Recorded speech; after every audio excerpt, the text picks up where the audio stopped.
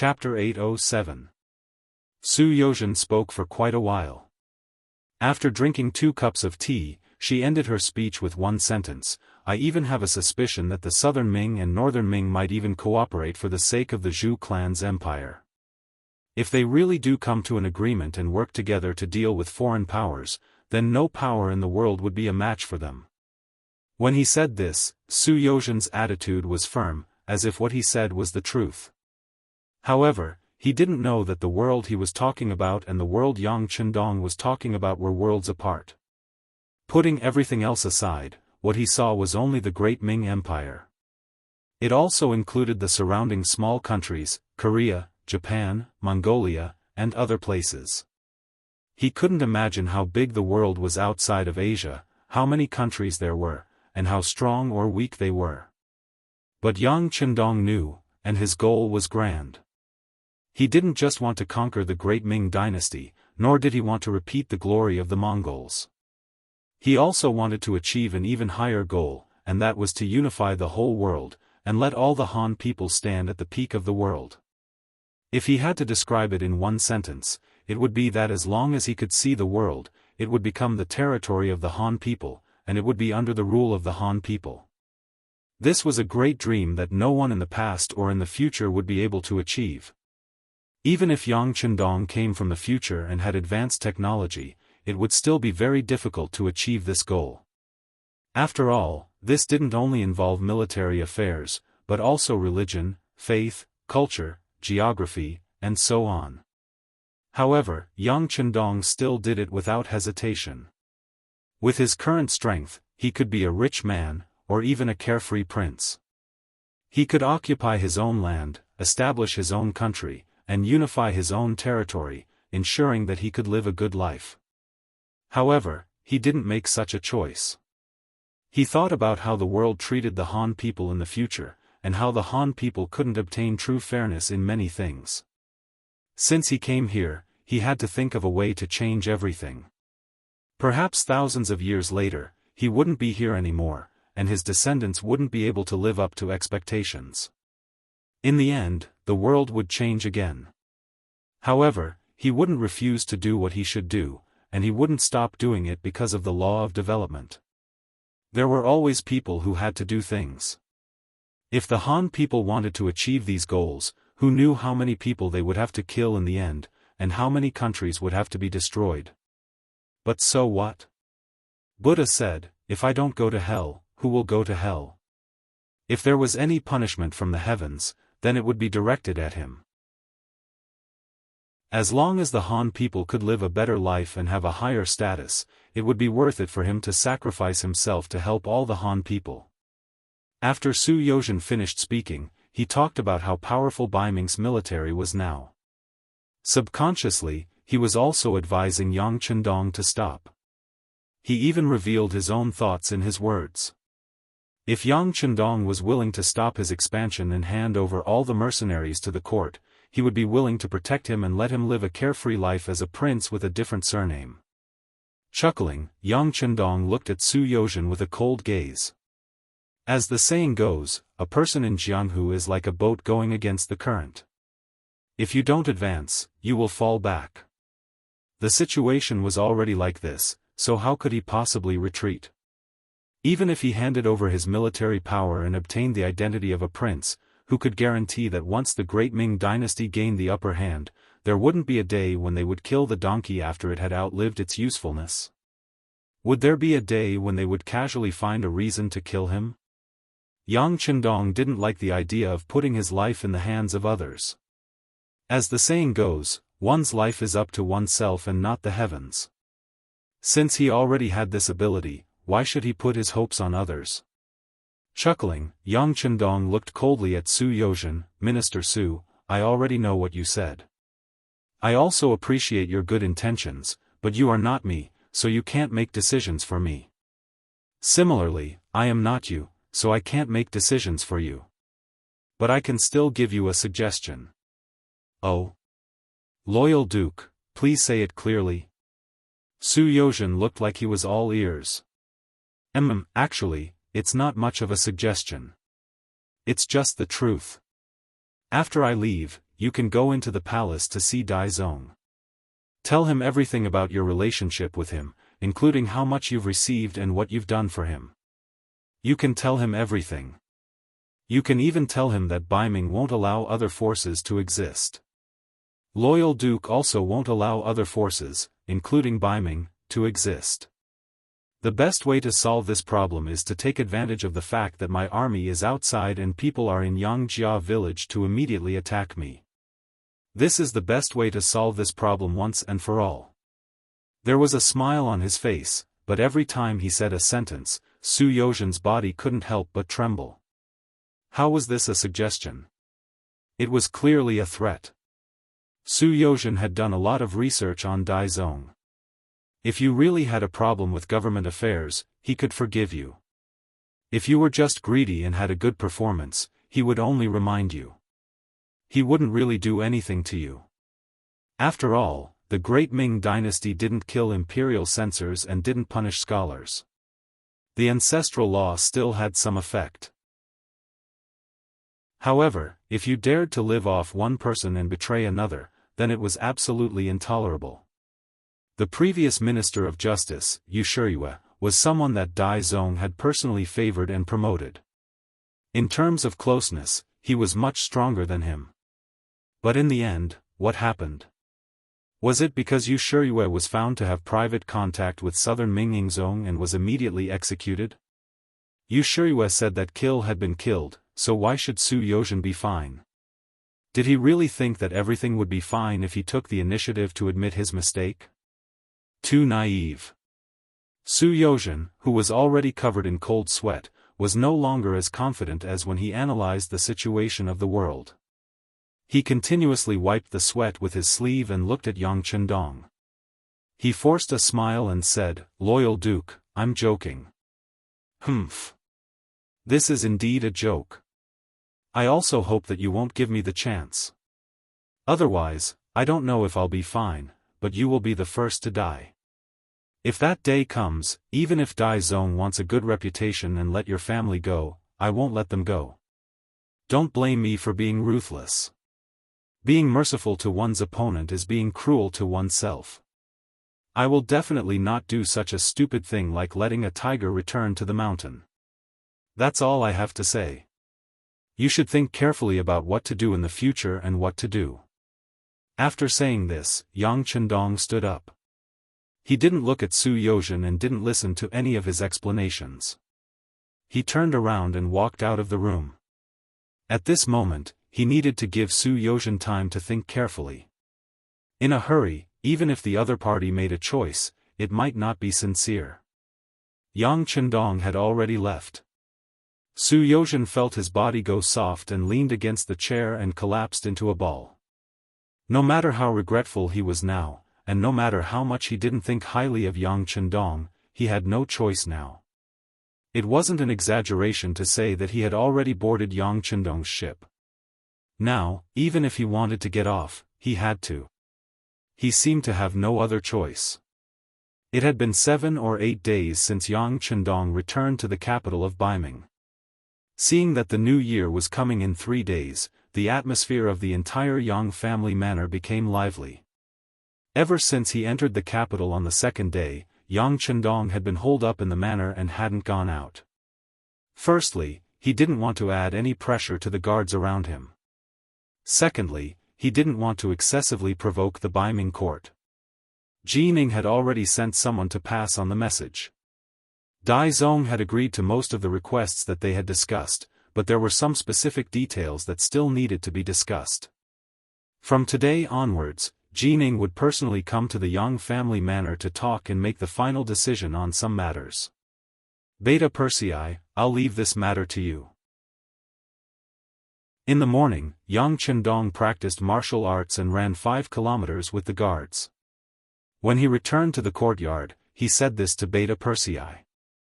Me? Beta Persei pointed at himself in disbelief. Yes. It's you. I think it's good that you're dealing with Jining. Of course, I'll arrange 3 assistants for you. Yang San, Wang Si, and Sherbei will follow you. You just need to be in the formation and watch the three of them perform. When the discussion is over, you'll be in charge of the final decision. Yang Chendong said this very solemnly. He didn't seem to be joking at all. Yang Chendong didn't have a good impression of eunuchs. He was even more repulsed by this kind of debating with them. If it weren't for the fact that the time was far from ripe, he probably wouldn't have even bothered to talk and would have directly mobilized his troops to fight. Since he couldn't fight, he would leave the negotiation to his subordinates. There was also an advantage to leaving it to Beta Persei. If something fell through, he could step in at the end to remedy the situation. After Yang Chendong said this, Beta Persei knew that the matter had been decided and couldn't be changed. He nodded and said, "All right, Beta Persei will obey the young master's orders." Very good. He reached out and patted Beta Persei's shoulder. "All right, you go and discuss with Yang San and the others. I'll go to the academy to take a look at the young master."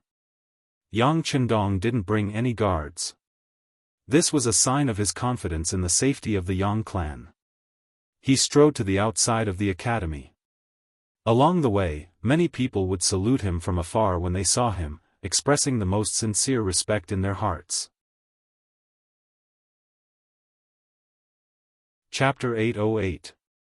In the past few days, Yang Chendong came to the academy most often, except for the bed of the two madams in the inner courtyard of the manor. In line with the political policy of putting people first and needing talents for development, he even gave a few lectures to the students of the academy. The contents of the lectures were not from the textbooks, but they were very practical and involved some profound issues such as local management and human rights, which attracted the reflection and discussion of the students of the academy. According to the second Dean Wang Si, the discussion was very enthusiastic, and the results were obviously good.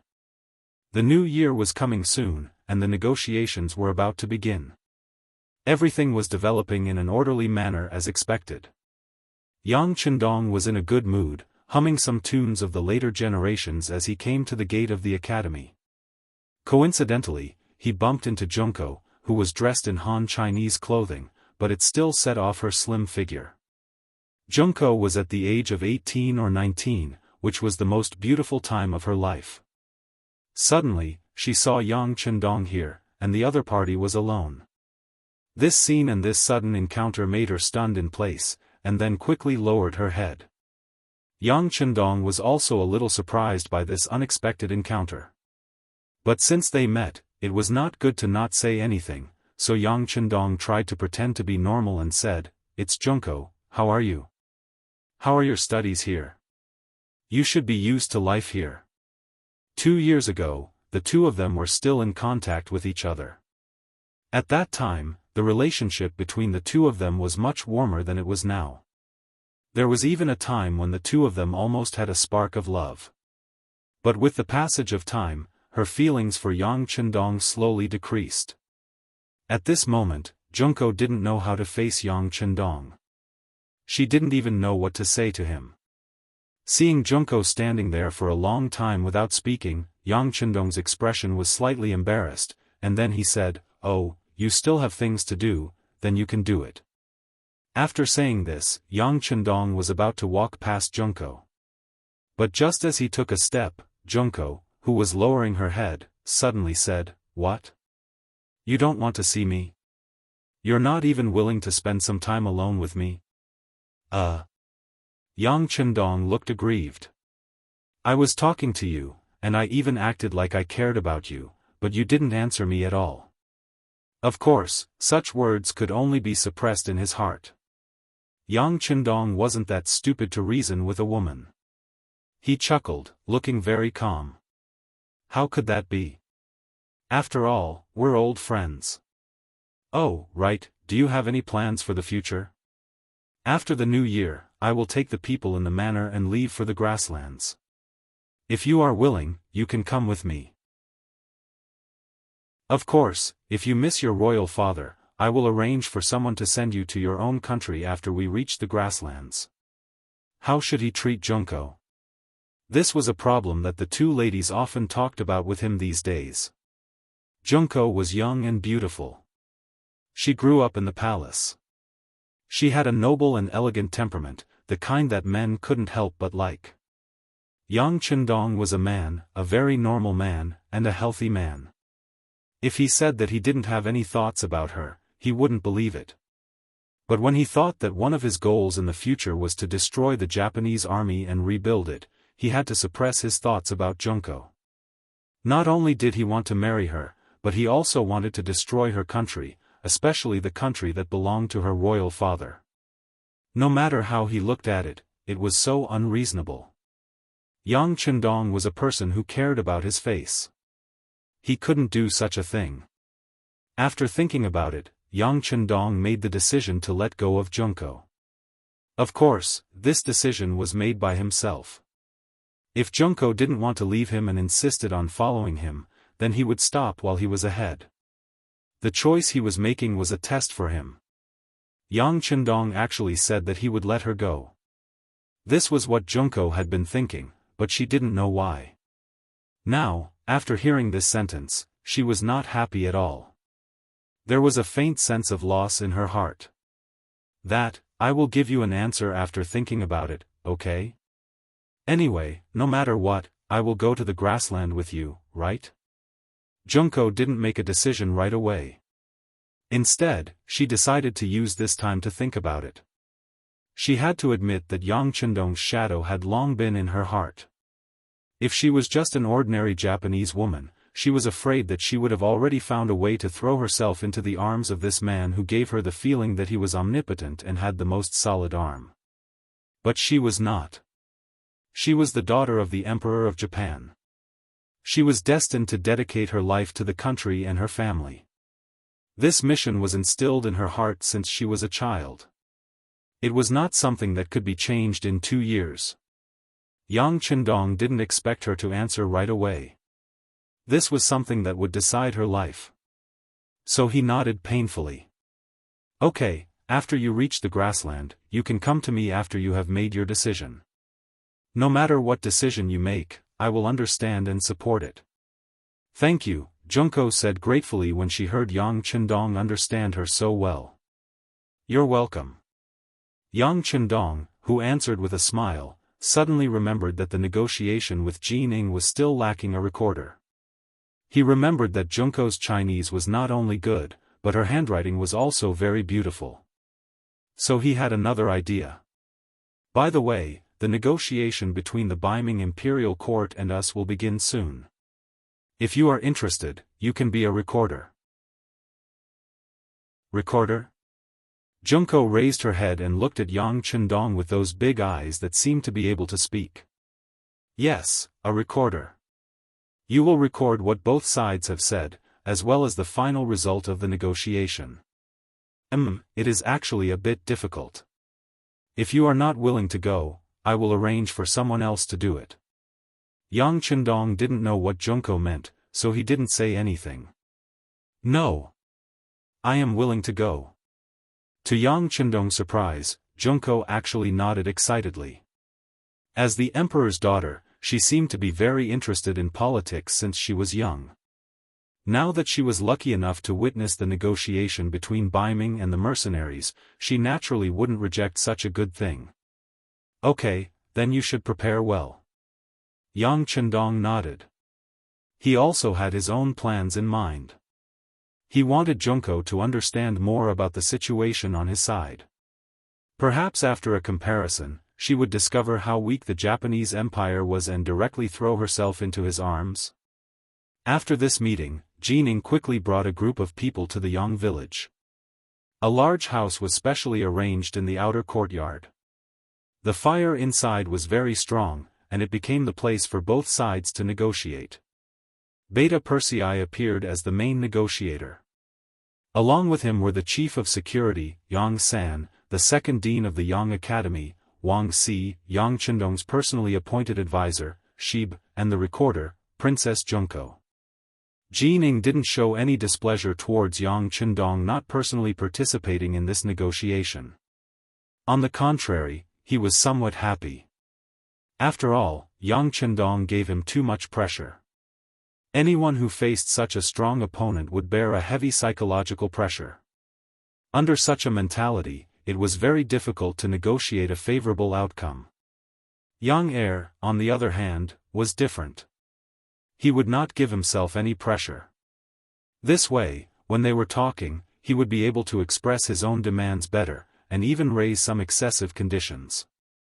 Both sides sat together with their own thoughts and began to negotiate some related matters.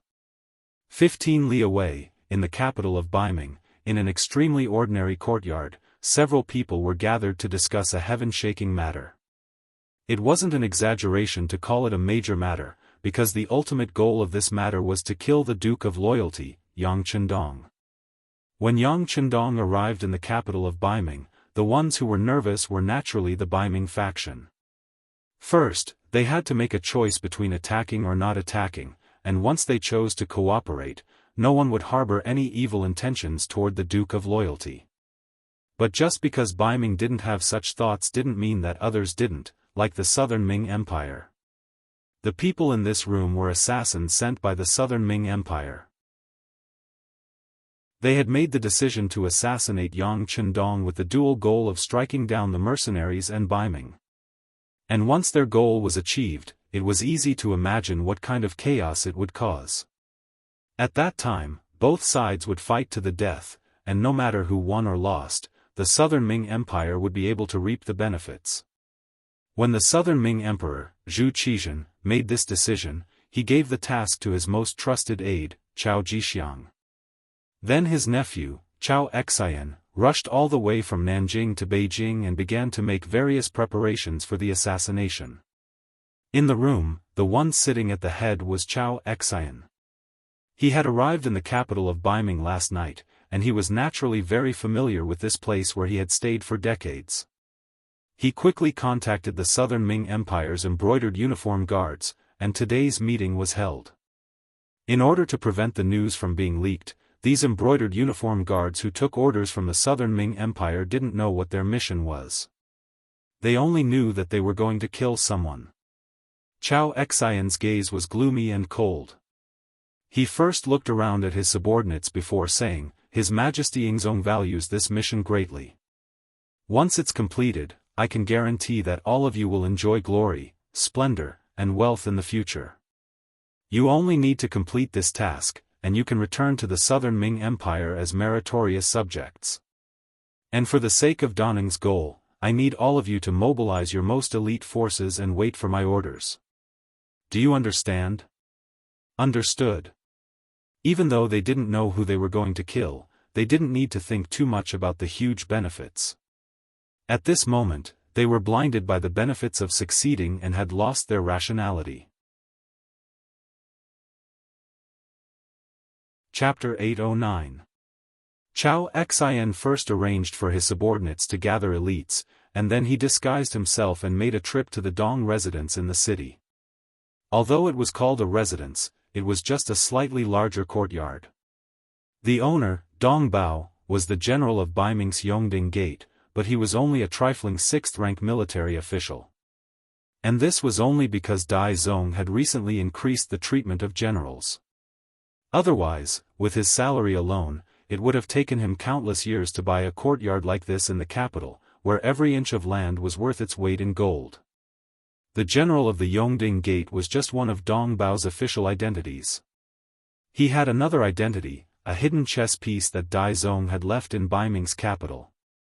It was only because of his low rank and the fact that there were no missions for him to do that he was able to hide himself very well. But even if he was a hidden chess piece, it would be impossible for him to live a peaceful life. With Cao Xian's arrival, his life was destined to undergo a major change. The 29th day of the 12th lunar month. The 3rd day of negotiations. Overall, the progress was pretty good. Perhaps both sides wanted to negotiate, but they were both wary of the other.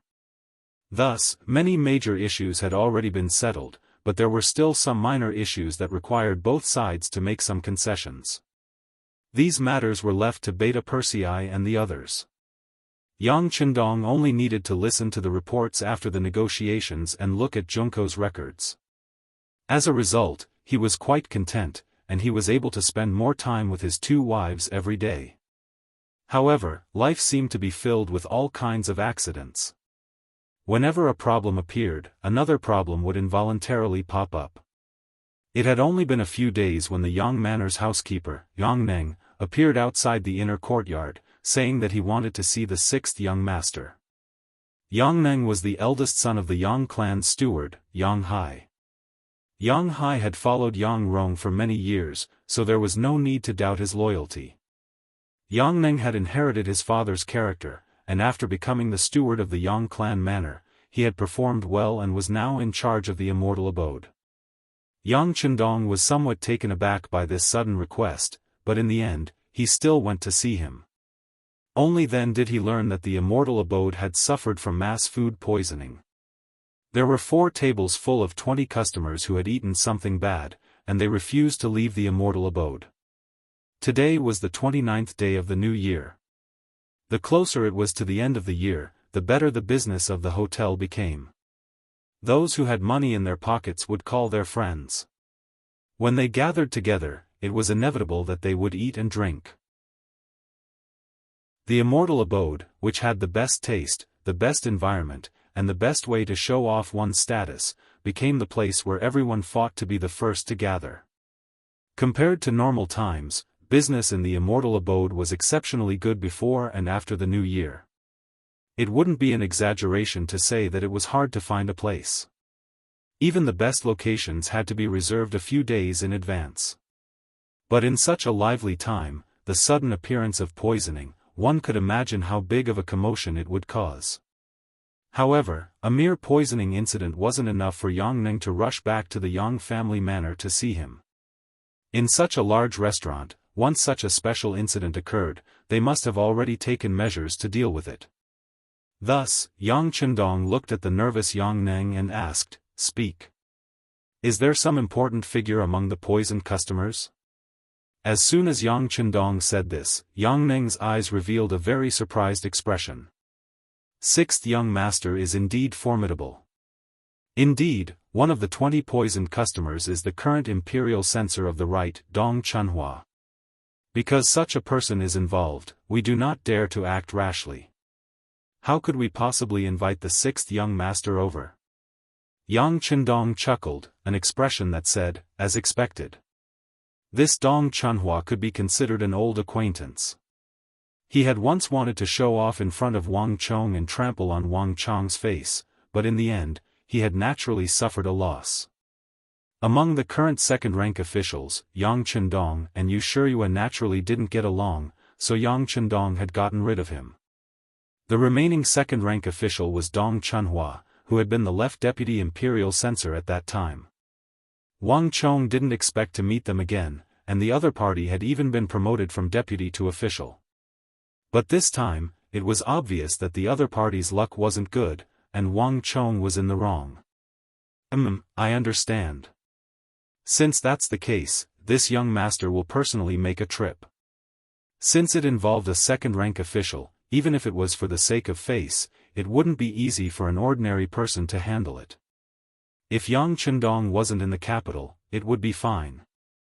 But since he was, if he didn't make an appearance, it would be inevitable for others to say that he was arrogant.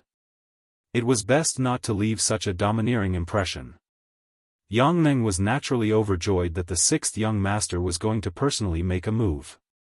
He immediately went to arrange a carriage. Considering that Beta Persei was still negotiating with Jining, Yang Chendong didn't want to disturb him. Instead, he called for Yang Si and 50 members of the first guard squad to leave the Yang clan manor. They were still negotiating with Baiming, and Yang Chendong didn't think that anyone would try to target him at this time. Besides, even if it was an ordinary threat, the first guard squad should be able to deal with it. In the immortal abode, the initial excitement had already died down. The incident had happened too suddenly. At the start, the 4 tables of customers were all pale and powerless, truly frightening the other customers. But when the immortal abode's resident physician came out and examined the dishes, it was determined that they had been poisoned with laxatives, not the quality of the food. This sort of thing really had happened in the past. Some people in the same industry saw that the Immortal Abode's business was doing so well, so they found people to poison the food in an attempt to ruin its reputation. It could be said that only people in the same industry had undisguised hatred. When this incident first happened, it caused quite a bit of chaos. But the Immortal Abode immediately took decisive measures. Not only did they find the best physicians to treat their customers, they also paid a considerable sum of money. When the customers didn't pursue the matter, the others naturally couldn't say anything. Not to mention, this sort of thing could happen in other restaurants as well. It wasn't strange anymore. It was just that the 4 tables of customers had some problems, and the Immortal Abode's steward had immediately stepped out to show his sincerity. Today, all of the customers had a 20% discount on their meals. This quickly calmed everyone down, and everything returned to normal. Only the 4 tables of customers still had unsightly expressions because of their stomachs. Normally, the steward would have already apologized and paid 200 taels of silver to each person, and the matter should have been resolved. Unfortunately, the imperial censor of the rite, Dong Chunhua, was among the 20 people. He didn't accept the money, nor did he have any intention of leaving. As such, the others could only sit there and accompany him. Dong Chunhua's luck really wasn't too good. The officials below him insisted on treating him to a meal when it was the new year. He couldn't refuse them, so he came. He never would have thought that something like this would happen. He was a second-rank official, yet he had to fight over a toilet with a commoner because of his stomachs. If word got out, it was truly embarrassing. After taking the anti-diarrheal medicine prescribed by the physician, Dong Chunhua's condition improved a bit, and he began to think of a plan. He could be considered one of Dai Zong's trusted aides, and he'd been looking for faults with the Duke of Loyalty and Courage this entire time. Since this kind of thing had happened to him, if he didn't take advantage of it, wouldn't he be letting down all the suffering he'd suffered just now? As such, he had no intention of leaving. He sat there, waiting for Yang Chendong to appear. Then, he'd have a good talk with him. Even if he could only use this opportunity to make the other party admit defeat, that would still be a very impressive thing to do. Dong Chunhua didn't have to wait for too long. An extremely luxurious carriage arrived at the entrance of the Immortal Abode. Then, several dozen black-clad guards appeared on both sides. Just from this lineup, everyone knew that the Duke of Loyalty and Courage had arrived. It had to be said that Yang Chendong was very famous in Baiming's capital. He was different from the other dukes, marquises, and counts. These people only had status, but they didn't have any real power. When outside, it was best to keep a low profile as much as possible. Otherwise, the imperial censors weren't just for show. They'd report you at any time. Compared to them, Yang Chendong's lineup was much larger. No matter where he went, he would instantly become the center of attention. In this regard, the imperial censors couldn't do anything about it. There was nothing they could do about it. He was the leader of an army. Who knew how many people he'd killed on the battlefield? Who knew how many people he'd offended because of this? It was only natural that he had strict security measures. Of course, the most important reason was that the soldiers he was leading weren't from the Great Ming. Moreover, Yang Chendong himself had never received any salary from Baiming. Even if these imperial censors wanted to report him, they wouldn't be able to do anything about it. When they saw that the Duke of Loyalty and Courage had arrived, a few of the diners looked toward the entrance with eager eyes. In truth, when the incident happened, there were some people who weren't afraid of the consequences and waited here. In fact, even after they finished eating, they had no choice but to call a few more people over. They wanted to see how the Duke of Loyalty and Courage would deal with Sir Dong. The carriage stopped, and a green-robed Yang Chendong stepped out. He was still dressed the same as before. If there was any change, it would be that he looked more mature. After getting out of the carriage, Yang Ning led him to a table on the left side of the first floor. In ancient times, the left side was the most respected. In the Immortal Abode, apart from the second and third floors, the left side of the first floor was the best location. Yang Qindong attracted everyone's attention as soon as he appeared. They wanted to see if the Duke of Loyalty and Courage would lower his head and admit his mistakes. Even if it was just a bow, to Dong Chunhua, it would be a victory that he could be proud of for a long time. Dong Chunhua, who was originally sitting there calmly, didn't know why, but when he heard footsteps outside and saw the diners suddenly stop and look outside, he began to feel inexplicably nervous. When Yang Qindong's figure completely appeared in front of him, he suddenly stood up. If it weren't for the fact that his face was still pale and bloodless, it would be hard to believe that he had already lost half his life from vomiting and diarrhea. Chapter 8:10. All of this was because Yang Qindong's reputation was too great. The last time they'd met, he hadn't been able to gain the slightest bit of advantage, which had left a shadow in his heart. As soon as he saw Yang Qindong, he instinctively stood up. As soon as he stood up, he happened to meet Yang Qindong's gaze. Then, under the collective gazes of everyone present, an unexpected scene occurred. Yang Qindong, who'd just entered the main hall, couldn't stop himself from bursting into laughter. Ha, ha, it seems like you've suffered quite a bit. My apologies, I couldn't control myself. I was just expressing my feelings, that's all.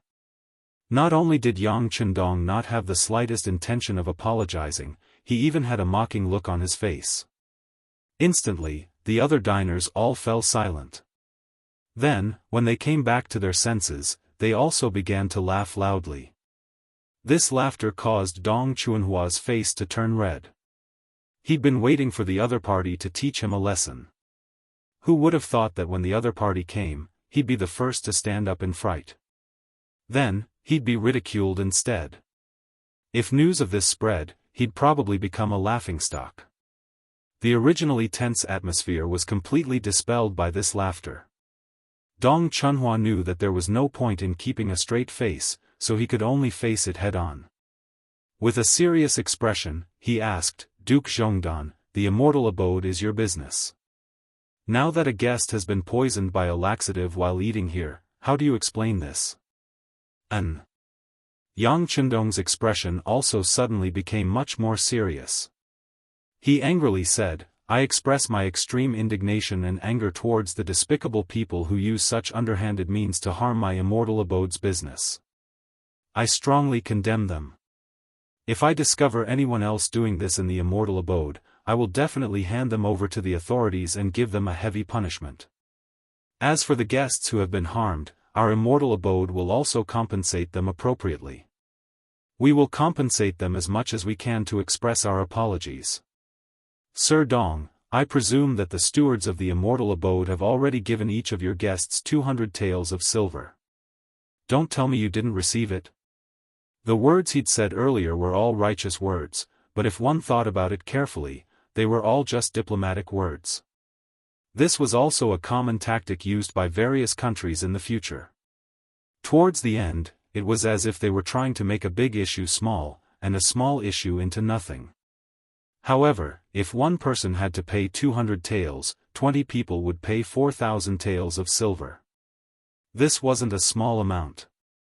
Seeing Yang Qindong ask if he had received the silver, Dong Chunhua wanted to say no, but others had received it.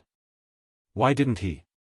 He couldn't say that he didn't want to take it, let alone that he thought the silver was too little. To pay. Of them to say to pay.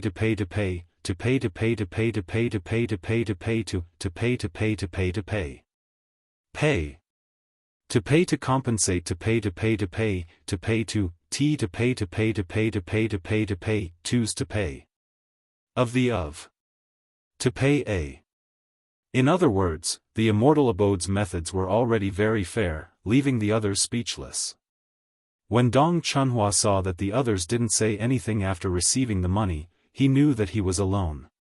Yang Qindong hadn't shown any signs of weakness. He couldn't beat the other party in words, nor could he beat the other party in a physical fight. Staying here would only increase his troubles. Dong Chunhua snorted coldly, then walked out of the immortal abode with his hands clasped behind his back. Only the immortal abode would be able to bully their customers. Only they would be able to make a second-rank official speechless and have nothing to say. Seeing Dong Chunhua leave just like that, without even leaving behind a single vicious word, Yang Chendong felt as if he hadn't heard a thing. Men, bring that person who paid 200 taels of silver to Sir Dong's residence. No matter what, we can't let him suffer for nothing. Yang Chendong's words seemed to have good intentions, which immediately drew a round of laughter from the other customers. The farce seemed to have ended just like that, but Yang Chendong didn't think that was the case. He called Yang Ning over and asked him what exactly had happened, and whether he'd already investigated the matter. Since he was going to invite the sixth young master over, he naturally had to get to the bottom of the matter. Yang Ning immediately gave him a report of what he'd just learned. Sixth young master, this is how restaurants are. The competition is too fierce. Sometimes, when you can't win in a direct confrontation, you can't help but think of using other methods. This isn't the first time something like this has happened. Fortunately, everyone has some misgivings. Even if they use drugs, they won't use too much force. In any case, it won't harm anyone's life. However, we've still been very careful. When we're cooking and serving the dishes, we have people serving them. I've already asked them, and they're all old hands. They wouldn't do something like taking someone else's money to trample on their own business. It's a bit strange that we don't have any leads at all. The restaurant industry actually had such methods of competition. This was a bit beyond Yang Chendong's expectations. Of course, he didn't know much about the restaurant industry in his past life, so it was only natural that he wouldn't be able to see through it. However, it was a bit strange that he couldn't find the culprit. Alright, we have to be more careful in the future. Who cares what other people do? In any case, our immortal abode can't participate in this kind of thing. If we want to attract customers, we have to put more effort into the taste of the dishes, the quality of the service, and the atmosphere. If we use such underhanded methods too often, we'll be struck by lightning. When Yang Chendong saw Yang Ning's anxious and self-reproachful appearance, he reached out and patted him on the shoulder.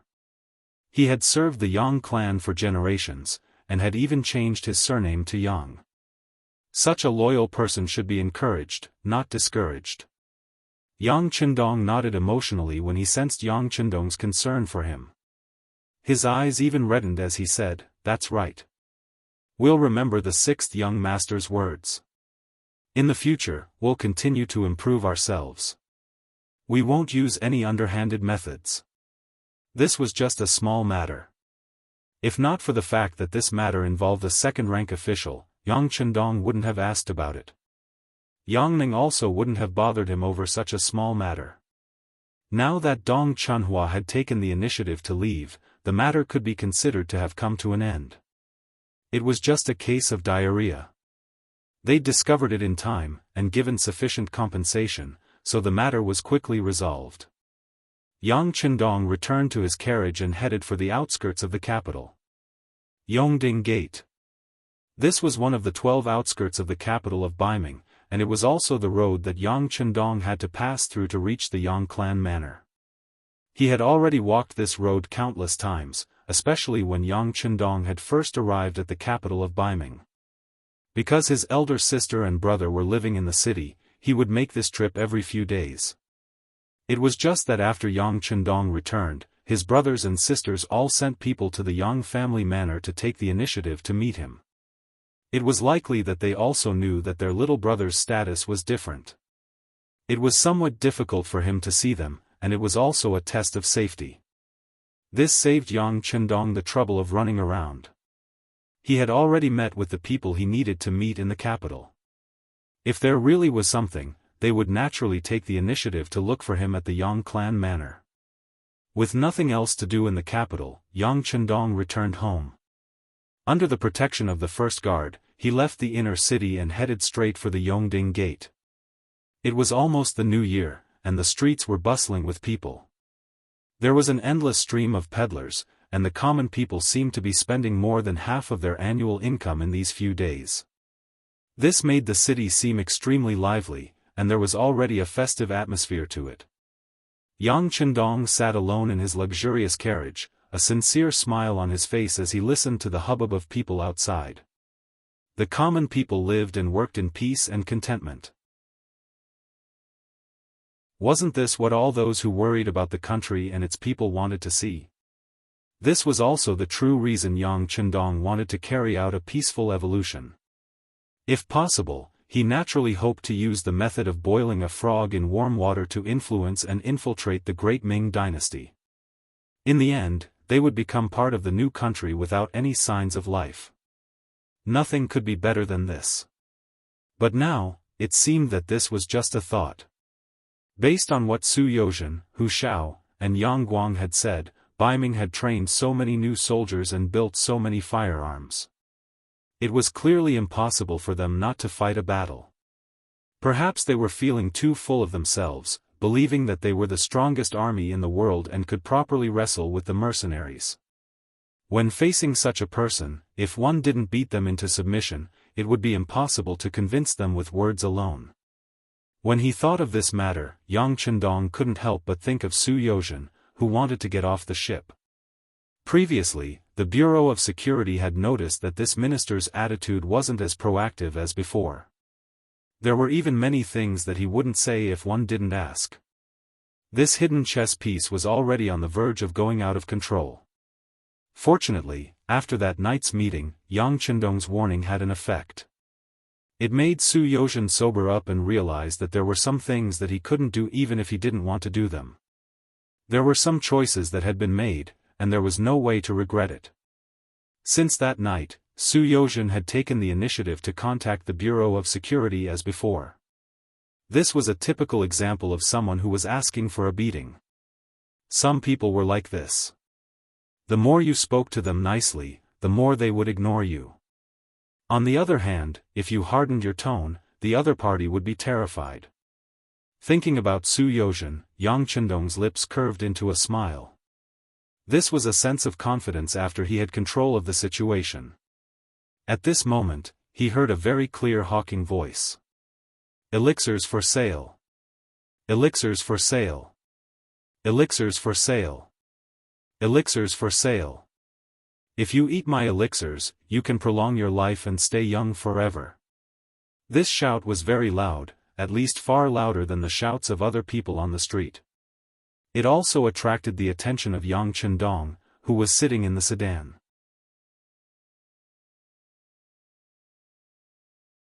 Chapter 8:11. Because of Yang Chendong, many items that shouldn't have appeared had appeared in advance, causing the market to become more prosperous and diverse. However, the production capacity of Qiqian City wasn't very high and there were too many merchants who wanted to get their hands on their goods. As a result, there was a shortage of goods in the Heavens Beyond Trading Company. Some people couldn't get their hands on the goods even if they had the money. Thus, some people started to learn how to fake goods. Fake goods weren't a product of a certain period of time. Instead, it was a kind of business that people were forced to do. Thus, there were many new and interesting items in the market. There were even some items that were imitations. However, these things only looked similar. When you actually held them in your hands, they were too heavy and crude. But because they were cheap, they still managed to gain a certain market share. As a result, some goods that didn't even exist in the Heavens Beyond Trading Company started to appear. However, things like immortal pills still attracted Yang Chendong's attention. Immortal pills were things that only existed in legends and were only recorded in the history books. It was as if they were just conjectures. How could they exist in this world? But now, there was actually someone hawking on the streets. It was impossible not to attract attention. Gently reaching out to touch the side curtain of the carriage, he saw a man dressed like a Daoist in a bagua robe peddling the goods in his hands. There were quite a number of people gathered in front of this stall, and it seemed to be very lively. Stop for a moment. Yang Chendong was also interested and called out to stop. The carriage that was in the midst of the commotion also stopped. The group of guards also widened their eyes and looked around, looking cautious and alert. The carriage stopped and Yang Qindong walked out in large strides. He looked at Yang Si, who was waiting on the side of the carriage with a puzzled expression. He chuckled and said, "There is someone selling immortal pills over there. This young master is interested. Let's go take a look together." Okay. Since it was an invitation from the young master, Yang Si naturally wouldn't reject it. He smiled and nodded in agreement. The two of them, one servant and one master, followed by a few guards, walked towards the seemingly lively stall. As he got closer, Yang Qindong could finally see the so-called immortal pill in the other party's hand. It was golden, as if it was made of gold. From its appearance, it was quite interesting. "Daoist priest, how much is this elixir?" Before Yang Qindong could approach, someone in the crowd asked. "I can't say that this is a sale, but an invitation. Only those who are fated will be able to obtain it. Let's put it this way, 1,000 taels per pill, no bargaining." The first part was a bit profound, but when it came to the price, the merchant's unscrupulous appearance was completely exposed. When they heard that it was 1,000 taels for one pill, the people who were originally interested in it all shook their heads. Originally, they thought that if the price was right, they would sell one back. Regardless of whether it was real or fake, they would just treat it as buying a fresh one. However, if it was 1,000 taels per pill, it was really too expensive. No one would spend so much money just because of curiosity. The crowd suddenly quieted down. When the Daoist priest saw that there was going to be an awkward silence, he couldn't help but say anxiously, "You guys don't believe me? This is the price. How can immortal pills not be a lot? Do you know that I met the Grand Supreme Elderly Lord in my dream? This was given to me by him. It is far from something that can be measured by money." With this explanation, some people who had already wanted to leave couldn't help but hesitate. Previously, they thought that this bet was a scammer. However, when they heard that this matter was linked to immortals and the price was so expensive, they couldn't help but hesitate. But after all, it was 1,000 taels. No matter who wanted to take out this much money, they would have to consider it carefully. This actually helped Yang Qindong. He laughed and squeezed through the crowd. "Come, let me see. If it is really something good, I will take all of your immortal pills." Yang Qindong naturally wouldn't really believe that there were immortal pills in this world.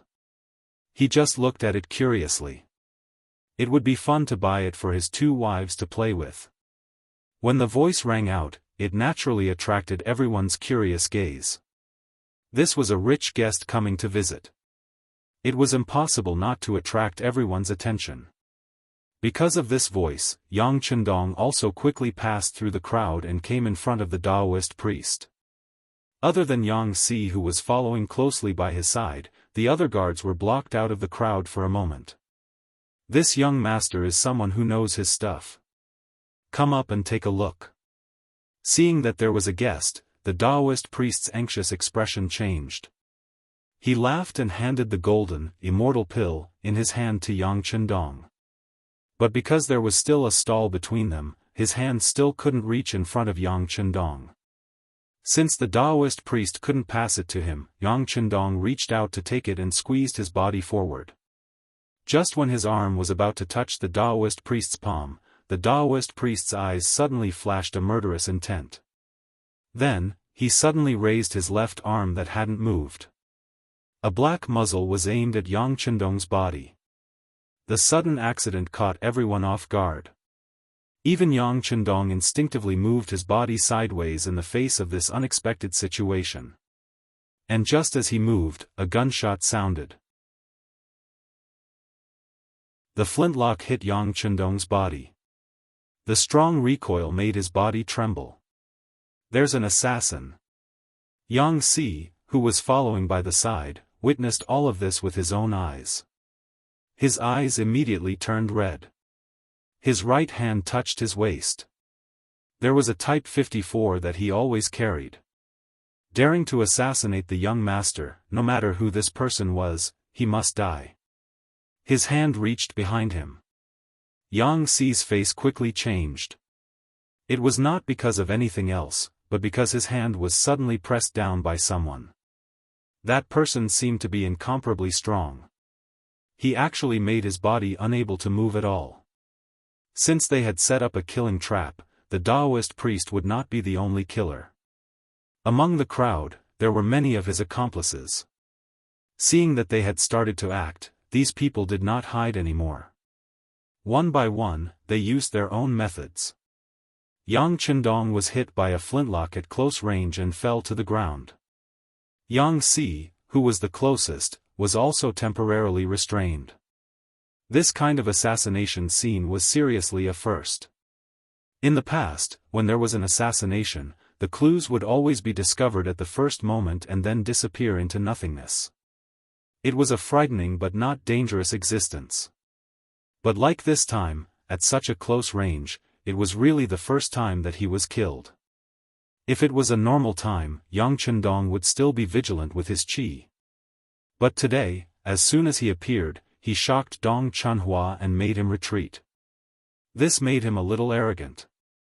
Coupled with the fact that this place was in the midst of a riot and a hubbub of voices, it was even more difficult to spot the problem in such an environment.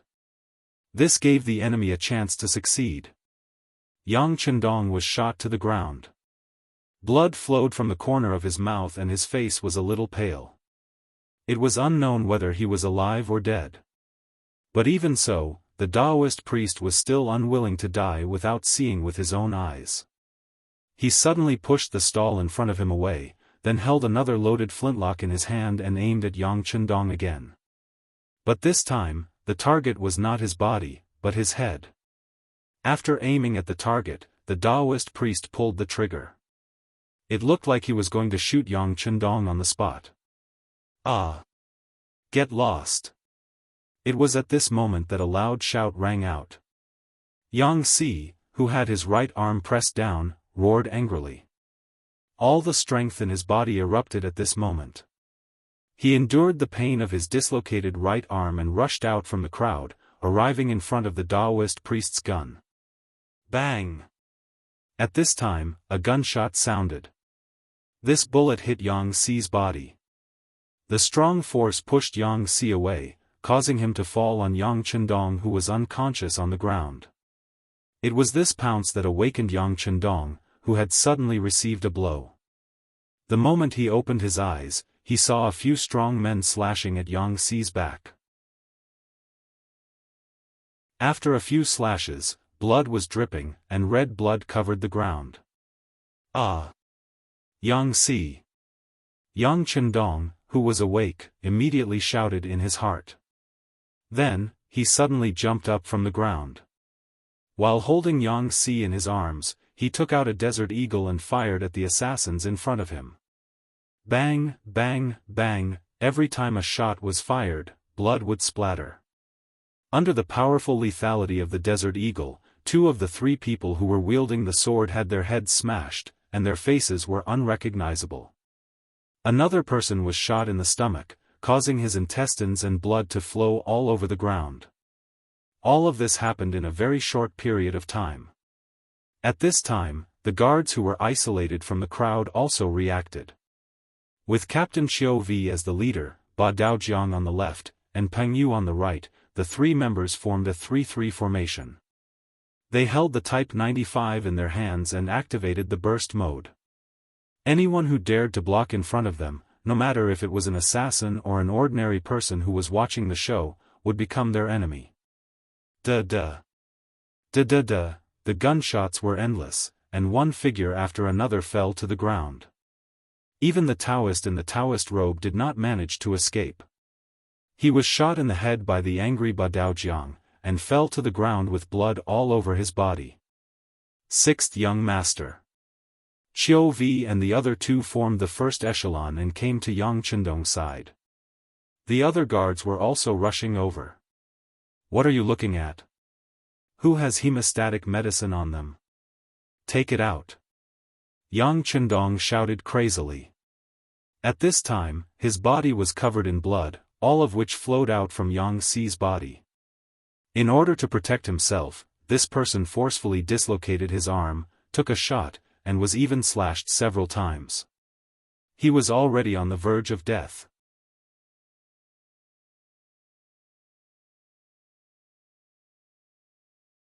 Chapter 8:12. I have it. Ba Daojiang reached into his chest and took out a small white porcelain bottle. People like him who had been in the Jianghu for a long time naturally carried hemostatic medicine with them. He reached out and took it, then quickly laid Yang Xi's body flat. First, he used a little force to reattach the dislocated arm. Then, he tore apart Yang Xi's clothes, revealing a layer of bulletproof vest inside. When it was taken off, a bloody red back was revealed. When the porcelain bottle was opened, the powder sprinkled on the back like rain, immediately causing Yang Xi's body to twitch. It was obvious that the effect of the medicine was good. It had the effect of reducing inflammation and stopping bleeding. Yang Xi's body also reacted. It was a good thing that there was a reaction. At least it meant that Yang Xi's body was still breathing. Yang Chendong was immediately overjoyed. He shouted loudly, Yang Xi, you have to hold on. Hold on. With the young master here, you will be fine. Men, quickly bring the carriage here. Just as Yang Chendong was about to save Yang Xi, a large number of Baiming soldiers suddenly appeared on the street. As soon as they appeared, the originally bustling street instantly became empty. The black cavalry guards also widened their eyes and stared at the newcomers. Many of them even took out the 95 style. Previously, it was because they were careless and did not fulfill their duties that the sixth young master was in danger. Now that they were prepared, how could they let the previous incident happen again? Under the black muzzles of the guns, the Baiming soldiers who came from afar trembled. The leader, who was wearing a general's uniform, was sweating profusely. He led his men forward and shouted, everyone, don't be nervous. I am Dong Bao, the general of the Yongding Gate. What happened here? Actually, there was no need to ask. Looking at the formation in front of him, especially the black knights with obvious markings, Dong Bao knew that the Duke of Loyalty was in danger. It was only because this place was the closest to the Yongding Gate that he had to come and take a look. Otherwise, he was afraid that if his superiors blamed him, he would have to bear the consequences. The person reported his name with a careful and cautious expression. The Black Knights noticed this and their gazes landed on Captain Qiu Vi. Qiu Vi naturally couldn't make the decision on such an important matter. He glanced at Yang Chendong cautiously and asked, Sixth young master, the general guarding the Yongding Gate is here. What do you think? Call him over. He was worried about Yang Xi's injury and thought that it would be best to find a quiet place immediately and find a doctor to treat him. So at this time, he couldn't think of anything else. Hearing Yang Chendong's order, Qiu Vi immediately responded. Then, he said to Dong Bao, who was still trembling with fear, General Dong, come over. Yes, yes. Dong Bao answered like a lackey and trotted forward with his head lowered. However, the moment he lowered his head, his previous panic disappeared and was replaced by a look of determination. Because his head was lowered, no one noticed his change at all. Dong Bao trotted toward Yang Chendong. When he was 5 meters away, Qiu Vi suddenly shouted, Okay, just stand there. With the previous lesson, he would never allow an unknown person to be so close to the sixth young master. With this shout, Dong Bao's body involuntarily slowed down. However, his body did not stop obediently. Instead, he continued to move forward. As he walked, he said, We are so far away. How can I listen to the Duke of Loyalty's admonition? If I tell you to stop, then stop. If you continue to move forward, I will shoot. Seeing that Dong Bao was already 4 meters away, but he still didn't stop, Ba Daojiang's eyes flashed with anger and he shouted loudly. With this shout, the meaning of reminder and warning was very obvious. Even Yang Chendong, who had been lowering his head to check on Yang Xi's injuries, couldn't help but raise his head. When he raised his head, he suddenly shouted, "Not good, everyone spread out." As he spoke, Yang Chendong was the first to retreat with Yang Xi in his arms. With a leap, he covered a distance of 2 to 3 meters. Xiao Vi, Ba Daojiang, and Peng Yu, who were the closest, had long been used to following Yang Chendong's orders. This shout was equivalent to an order, and they quickly retreated into the distance. With this shout, Dong Bao's body suddenly emitted green smoke. That was the appearance of gunpowder after it was ignited. Then, with a face full of laughter, Dong Bao immediately followed in the direction Yang Chendong ran in. Bang! He fired a shot, completely relying on his intuition. He even skipped the process of aiming. With this shot, Dong Bao, who was moving forward, fell to his knees with a thud. It was also at this moment that he realized in horror that his right knee had been smashed, and he could no longer maintain the posture of moving forward. The sound of the gunshot shocked everyone. However, with an even louder explosion, the gunpowder in Dong Bao's body exploded. In an instant, everything within 3 meters of Dong Bao was turned into nothingness. The place where he was previously standing was also turned into a deep pit, indicating the powerful power of the gunpowder. Ah! They killed General Dong. This is clearly a rebellion. Brothers, let's kill them together. Just after this explosion, a voice suddenly came from the crowd of Baiming army. Then, a gunshot rang out, and a black knight on a horse fell to the ground. Looking carefully, that gunshot was fired by the Baiming army. This time, Chao Xian got a total of 3 guns. 2 of them were on the Taoist priest, and the other one was hidden in the Baiming army as a backup. With this gunshot, a black knight fell from his horse. The situation that was originally under control became chaotic again. More and more Baiming soldiers began to attack the Black Knights and Yang Chendong. It was obvious that they wanted to use their advantage in numbers to completely engulf them. Although Dong Bao was dead, the number of soldiers he brought with him was not small. From a distance, there were at least 500 or 600 people. Moreover, this did not exclude the possibility that there might be assassins in the dark and more soldiers gathering to attack. On the other hand, Yang Chendong only had about 50 people from the first guard squad. This was more than 10 times the number of soldiers they had. As the captain, Qiu Vi suddenly felt a lot of pressure. At this time, the carriage was already in front of Yang Chendong. Because he dodged quickly, Dong Bao's human bomb didn't hit him. However, the power of the aftershock was still not small. It hit his back, and at this time, the green clothes he was wearing were already tattered. Fortunately, it was winter, so he wore a lot of thick clothes. Even so, the bulletproof vest still revealed some of his true colors. Fire the signal flare. Before the reinforcements arrive, no one is allowed to get close to the carriage. This is an absolute order. With both hands holding the unconscious and bleeding Yang Xi, Yang Chendong gave the absolute order to Qiu Vi with a cold face. 6th young master, don't worry. Unless all the soldiers are sacrificed, no one is allowed to get close to the carriage. Qiu Vi saluted with a serious expression. After watching Yang Chendong enter the carriage, he turned around and took out a signal flare from his waist.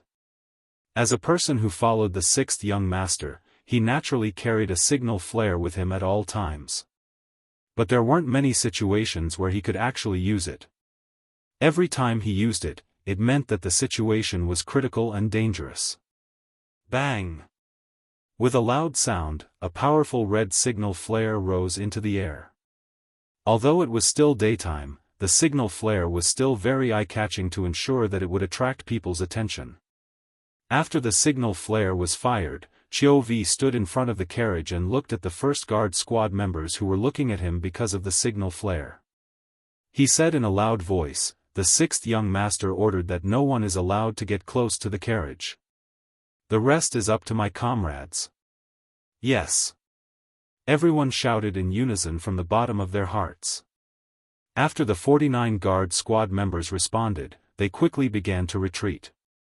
While they were retreating, the 95 style in their hands spewed out flames and shot fatal bullets at the enemies charging at them. Just as Chov was worried, the enemy wasn't just the 500 or 600 people in front of them.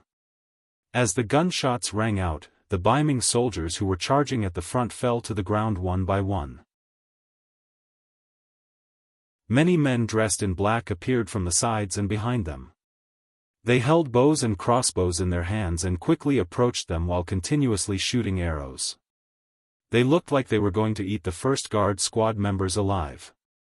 After more than 200 Baiming soldiers were killed, they learned to be smart. They didn't charge blindly.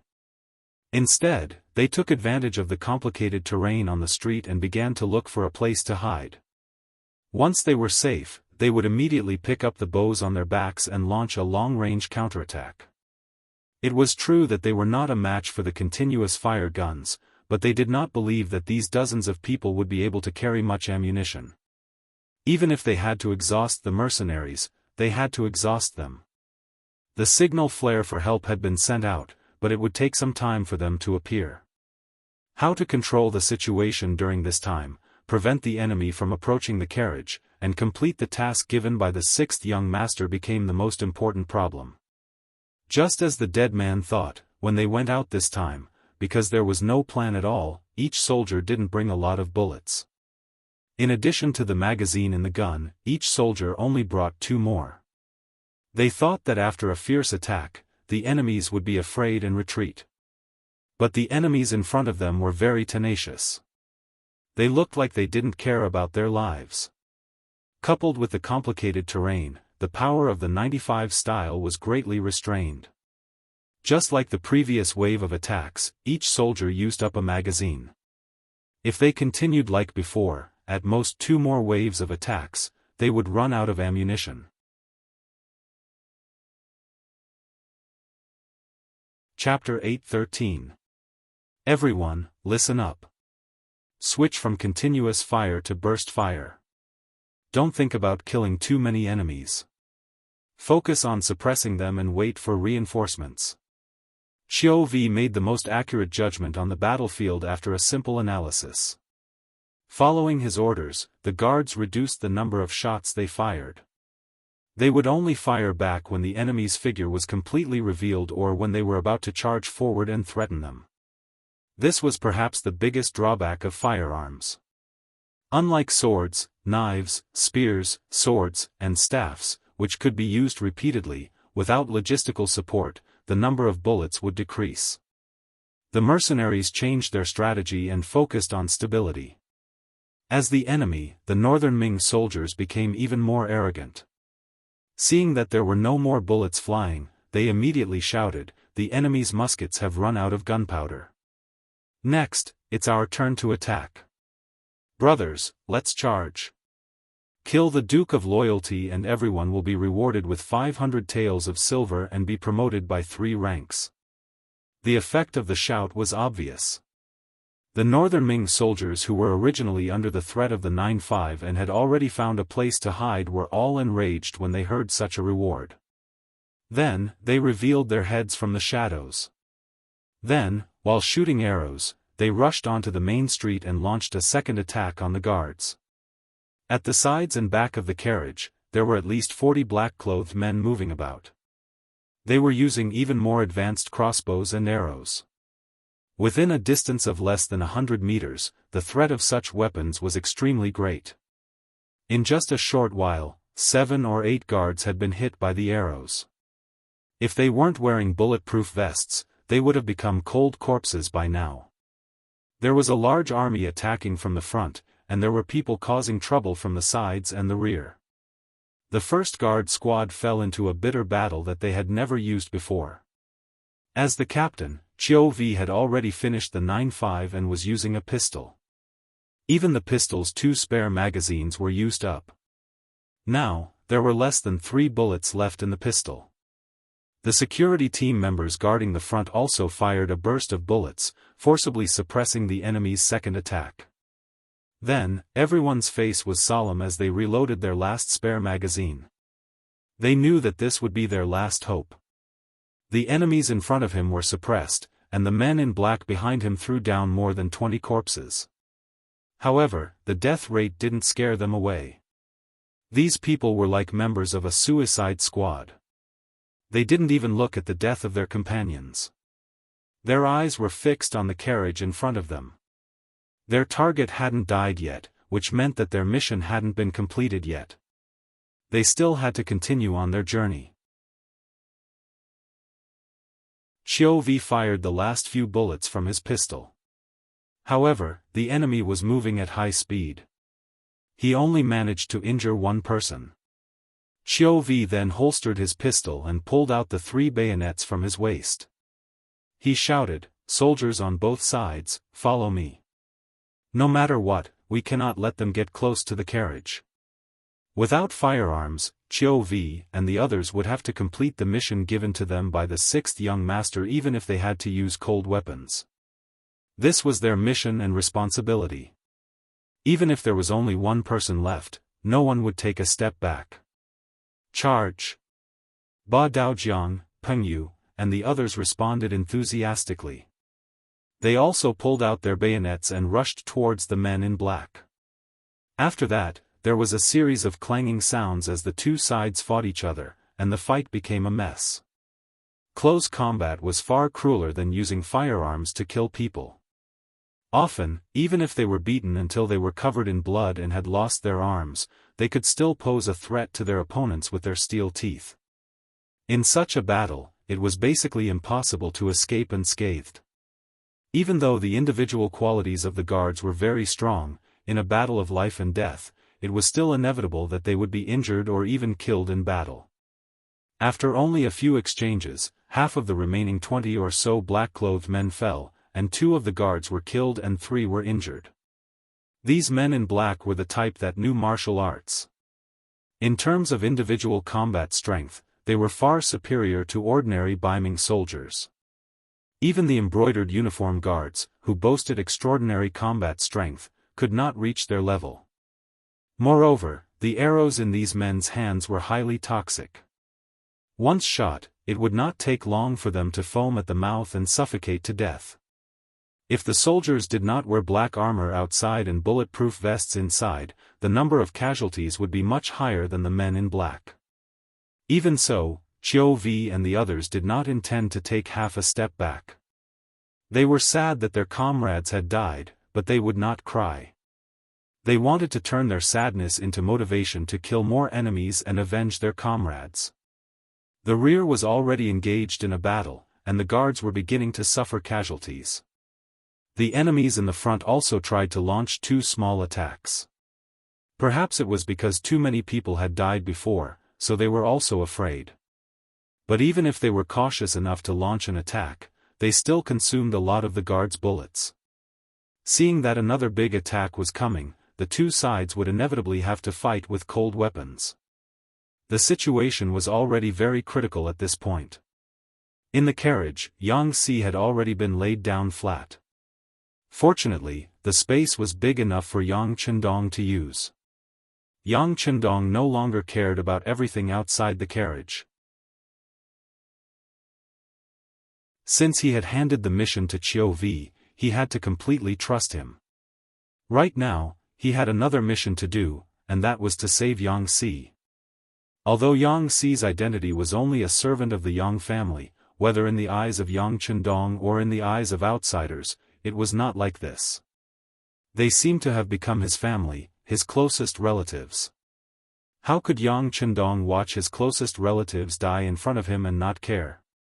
Not to mention, Yang Si's injuries were caused by protecting himself, so there was no reason for him to not care.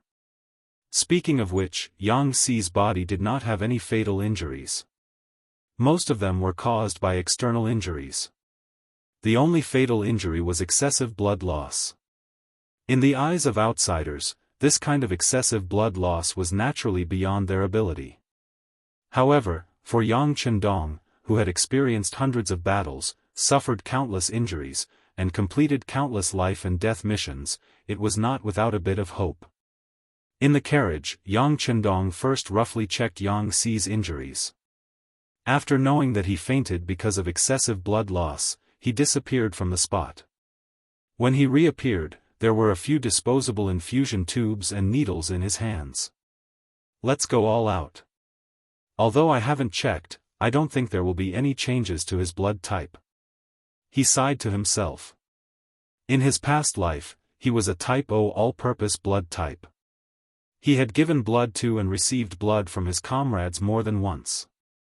Even without anyone's help, he could still do this job very well. As if he had done it many times before, Yang Chendong stabbed the needle into his arm. Outside the carriage, the battle was still ongoing. It had already been at a stalemate for more than an hour. The casualties on both sides were constantly increasing. 300 meters away, atop the high walls of a residence, Chao Qin was watching this scene with a fierce expression. Today's events were all part of his plan. By chance, his subordinates saw the imperial censor of the right enter the immortal abode and hurriedly reported it to him. Then, the massive battle plan was put into motion. First, the poison experts of the embroidered uniform guard entered the immortal abode, as if they were looking for someone, and sprinkled laxatives into Dong Chuanhua's food. Then, they waited for Yang Chendong to appear. As expected, this matter involved a major second-rank official. As expected, Yang Chendong had come to the capital. However, Chao Qin wasn't satisfied with the 50 or so guards at his side. But that didn't matter. The military strength he had arranged was several times that of the enemy's. Coupled with the sudden attack, they had at least a 70% chance of victory. The Daoist priest selling immortal pills was just a cover. Even Chao Qin himself wasn't sure if it would pique Yang Chendong's curiosity. If it didn't work, then they could only wait for the Duke of Loyalty to arrive at the Yongding Gate. The heavens seemed to be very fond of him. Yang Chendong really stopped, and this made Chao Xian extremely excited. He seemed to have already seen the scene of Yang Chendong's death. He saw the scene of Yang Chendong's death leading to a fight between the mercenaries and the northern Ming dynasty, and the southern Ming dynasty reaping the benefits. But another accident disrupted Chao Qin's plans. Those black-clad guards were actually so difficult to deal with. Again and again, even after using the 3 guns he'd spent so much effort to obtain, they still couldn't kill Yang Chendong. This made him feel like he'd punched an iron pot. He knew that he wouldn't have another chance. Helpless, Chao Qin gave the order to attack with all his might. He sent out all the experts he'd brought with him from Beiming, looking like he was willing to sacrifice everyone to complete this mission. As the battle continued, the situation seemed to become more and more unfavorable for him. Chao Qin's heart became heavier and heavier when he saw the mercenaries in black armor making him feel helpless.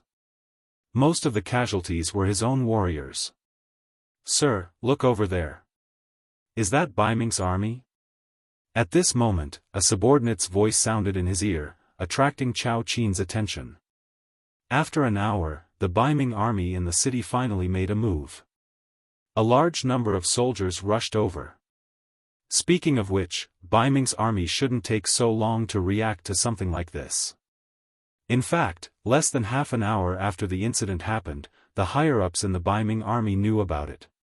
But when they found out that the Duke of Loyalty was involved, they didn't immediately send out the order to send troops. Instead, they sent someone to report the news to the palace. Unexpectedly, they didn't receive the order immediately. It turned out that the acting sect master, Zhu Qiyu, was hesitating.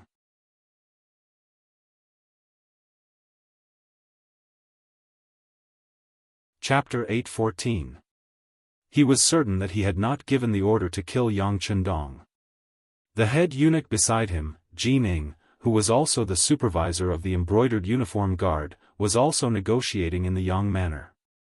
It was impossible for her to make a move against Yang Chendong. If that was the case, then this time, it was not one of his own people who made a move. Since it was not one of his own people who made a move, what did it have to do with him? He would just let them make a fuss. If they really did kill Yang Chendong, it would not be his fault. He would also be able to get rid of a big problem in his heart. Wasn't that a good thing? Zhu Qiyu was only thinking about who would dare to kill Yang Chendong in the capital and make such a big fuss about it. It was at this time that the supervisor eunuch of the Imperial Horse Directorate, Chen Guan, asked for an audience. As soon as he saw the emperor, he knelt on the ground and shouted that the imperial city was in trouble and that he had come to protect the emperor. Chen Guan's sudden action was seen by Zhu Qiyu and was naturally puzzled. He did not understand why there was trouble out of the blue. With an unhappy expression, he asked, "Chen Guan, why are you so panicked? Your Majesty, don't you know that danger is descending?" Chen Guan raised his head and pretended to be very confused. "Speak." Zhu Qiyu did not like officials who played riddles with him. He was the emperor and did not need to spend any effort on this kind of thing. Seeing that Zhu Qiyu was a little angry, Chen Guan didn't dare to play any more tricks. He immediately changed his appearance and said very sincerely, "Your Majesty, although the Duke of Zhonggan's death wasn't caused by us, if he died in the capital, Baiming wouldn't be able to escape responsibility. Those who do not understand will only think that the Duke of Loyalty and Courage died at our hands. How many people will ask for the truth? If that happens, the consequences will be unthinkable." Zhu Qiyu, who was originally standing there with his hands behind his back, moved slightly. His mouth opened and closed. He seemed to want to say something, but in the end, he gave up. He knew that Chen Guan was right. If the Duke of Loyalty really died in his territory, ignoring everything else, just the fact that he did not save him would cause Northern Ming to suffer. Under his guidance, Baiming's army was growing stronger by the day, but this was not the reason why he wanted to fight to the death with the mercenaries. At least for now, the mercenaries were not his enemy. He wanted to first unify the Great Ming and resolve the internal problems before he could turn around and deal with others. This was the need to first settle the internal problems. Zhu Qiyu was thinking, so he did not immediately make a decision. Chen Guan, who was kneeling on the ground, was already drenched in cold sweat from the shock. In the palace, there were constant infighting, both open and covert. Choosing a side was of the utmost importance. Chen Guan had chosen Jining as his master. The eunuch group was so big that Jining alone could not make the decision. Below him was the powerful Gao Rang. This person was the supervisor eunuch of the Imperial Horse Directorate and the director of the East Depot. He was someone who could wrestle with Jining. If Jining died in Yangjia village, it could be imagined that an internal cleansing would be inevitable.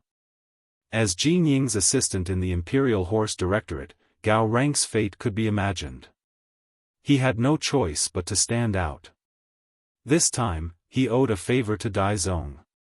Not only was he saving Jining, he was also saving himself. He had no choice but to come. After a long time, under Chen Guan's expectant gaze, Zhu Qiyu finally opened his mouth. "Issue an edict.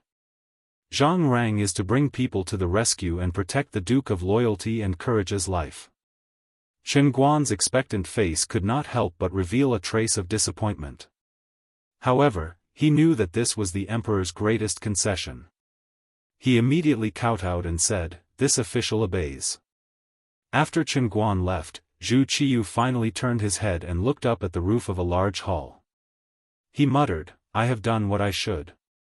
Everything will be up to the will of the heavens." The so-called will of the heavens was a trace of unwillingness in Zhu Qiyu's heart. He did not want to miss the opportunity to kill Yang Chendong, but he also did not want to be too obvious. Thus, he handed the matter over to Zhang Rang. He believed that Zhang Rang should understand his intentions. If he had been a step late, perhaps a great danger could have been eliminated. From this, it could be seen that the emperor was wise. He was well aware of the internal strife within the eunuch group. Perhaps this was what he wanted to see, or perhaps he had caused it. After receiving the imperial edict, Gao Rang began to gather the members of the Eastern faction guards. Then, he unhurriedly headed in the direction of the Yongding Gate. At the same time, he also sent people to closely observe the movements in the direction of the Yang Manor so that he could make the best judgment. He watched the battle in the distance. When he saw the black-clothed assassin and the black-clad warrior fighting to the death, and when both sides were injured, Gao Rang's expression did not change. It was as if what was happening in front of him was not a life-and-death duel, but just a child's game. Since the emperor had given this task to him, he naturally understood the meaning behind it. What he needed to do was to wait and see. Unless it was absolutely necessary, he would not casually make a move. Not only that, but he also led the eunuchs of the Eastern faction guards to block the other Baiming soldiers who had rushed here. Not only would he not casually make a move, but he would also not allow others to make a move. However, when news came from the south, Gao Rang's brows furrowed slightly. He knew that things were still out of his expectations. There was finally movement in the direction of the Yang Manor. The spies from the Eastern faction said that they saw cavalry rushing over. Duke of Loyalty and Courage, your luck is not bad. Seemingly sighing softly, Gao Rang turned around and gave the order to dispatch the troops. On the battlefield, Qiu Vi, whose body was half covered in blood, stabbed the military knife in his hand into the chest of another black-clothed man. In exchange, blood spurted out and dyed his black armor red again. However, he did not seem to have heard it. He even frowned.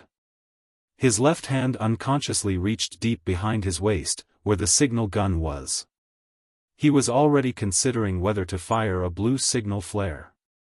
A red signal flare meant that there was a crisis and it was somewhat urgent. However, if a blue signal flare was fired, it would mean a great crisis. Seeing this, no matter what mission one was in charge of, one had to immediately come to the scene and carry out a rescue mission. From what Qiu Vi knew, there were many mercenary brothers in the capital. For example, there was at least a platoon of cold vanguard guarding the Yang family bank. Moreover, they had sufficient ammunition all year round. Once they appeared here, they would become a powerful force. There were also the spies of the security bureau in the city. They were not few in number, and their skills were probably not ordinary. They were also a military force that could not be underestimated. Just now, Qiu Vi had such thoughts. He had also looked in the direction of the carriage more than once. However, from start to finish, the sixth young master's figure had never appeared. Without orders, he did not dare to approach and ask for instructions. However, it seemed that the situation had reached the most critical moment. If he did not ask for reinforcements now, he would not have the chance to ask for reinforcements.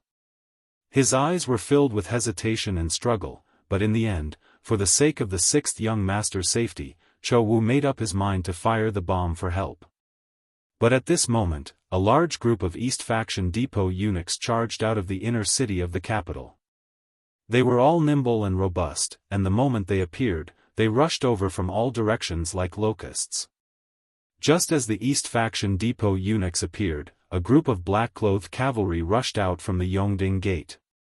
Although there were not many of them, they were exceptionally brave. Each one of them rode on horseback and waved their sharp sabers. They rushed behind the Baiming soldiers. Every time they swung their sabers down, a Baiming soldier's head would fly into the air. It's the second guard squad. Comrades, kill them. Although they were still far away, Qiu Vi could clearly see that they were his brothers from the second guard squad.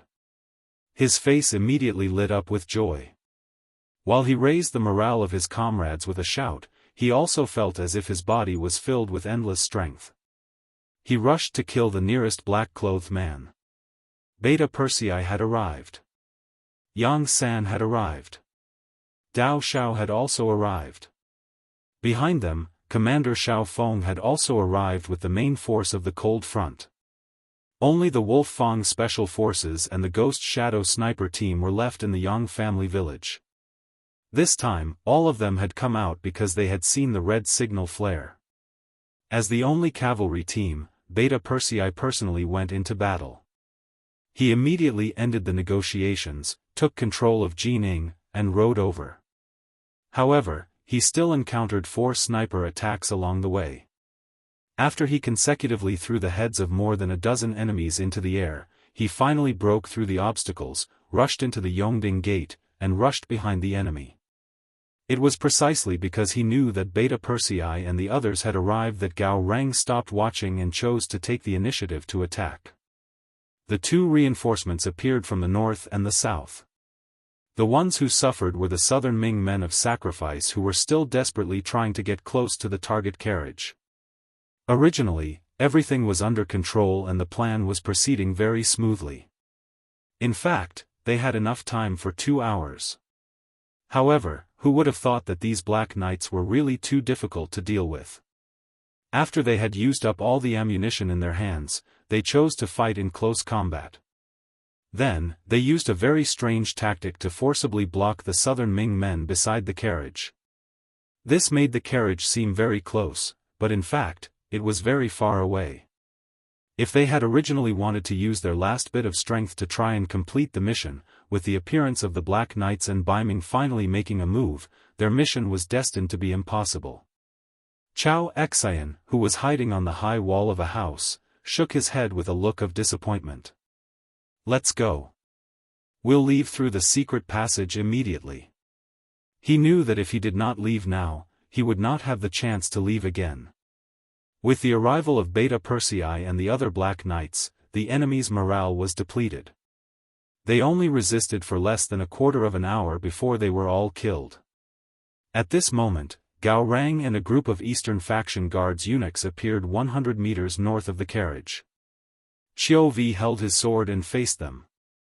Although he felt a sense of exhaustion, he still had no intention of retreating.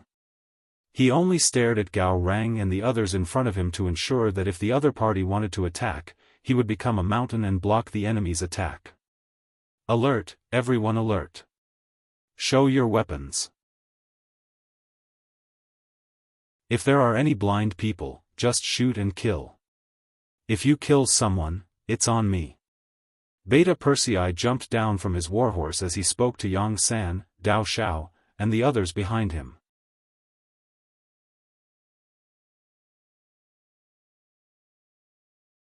Chapter 8:15. Although they left in a hurry, they still brought a lot of ammunition with them. When the second guard squad delivered the bullets to the first squad, the faces of the guards of the 2 squads were brimming with confidence again. It was as if with guns in hand, they had the power to rule the world. On the opposite side of Gao Rang, rows upon rows of rifles were ready to fire. There were even 3 machine guns of the 9th and 5th squad that were quickly set up, forming a perfect blockade. In this tense atmosphere, looking at the steel sword in his hand, Gao Rang wisely made the decision to stop moving forward. Beside the carriage, Beta Persei knelt on the ground and shouted with his unique loud voice, "Young master, Beta Persei is late, please forgive me. Don't say any more, let's go back to Yangjia village." A slightly weak voice sounded. Yang Chendong, who had just drawn 400 cubic centimeters of blood, was a little weak, so when he said this sentence, he gave people a sense of lack of confidence. Yang Chendong's answer was a little weak, which shocked Beta Persei, who had been following him. He wanted to open the carriage door to take a look, but he did not dare to do so without an order. He could only agree, then stood up and shouted, "Young master has ordered the entire army to retreat to Yangjia village." The carriage was driven by Yang San himself. The head of the security bureau was a little pale. Such a big assassination operation, but there was no warning beforehand. This was his dereliction of duty. Now, driving the carriage was just an expression of guilt. East Factory Manager Gao Rang has come to protect the Duke of Loyalty under the orders of the Daizong. Please see him. At this moment, Gao Rang's shout came with the wind. He knew that Yang Chendong would not believe anyone at this time, but he still had to shout out his attitude. Otherwise, Baiming would not be able to get away from this assassination. No one answered Gao Rang's words, only the cold wind continued to blow, and the enemy's corpses were scattered all over the ground. In this battle, 9 members of the 1st Guard squad died and 18 were injured. The corpses of their dead comrades were naturally carried away, leaving behind the corpses of the southern Ming men of sacrifice. Although they were still far away, the smell of blood could still be smelled. It was as if to say how crazy and cruel the battle just now was. Yang San, steady yourself. As soon as the carriage exited the Yongding gate, Yang Chendong, who was driving the carriage, heard Yang Chendong's voice. He had no choice but to slow down.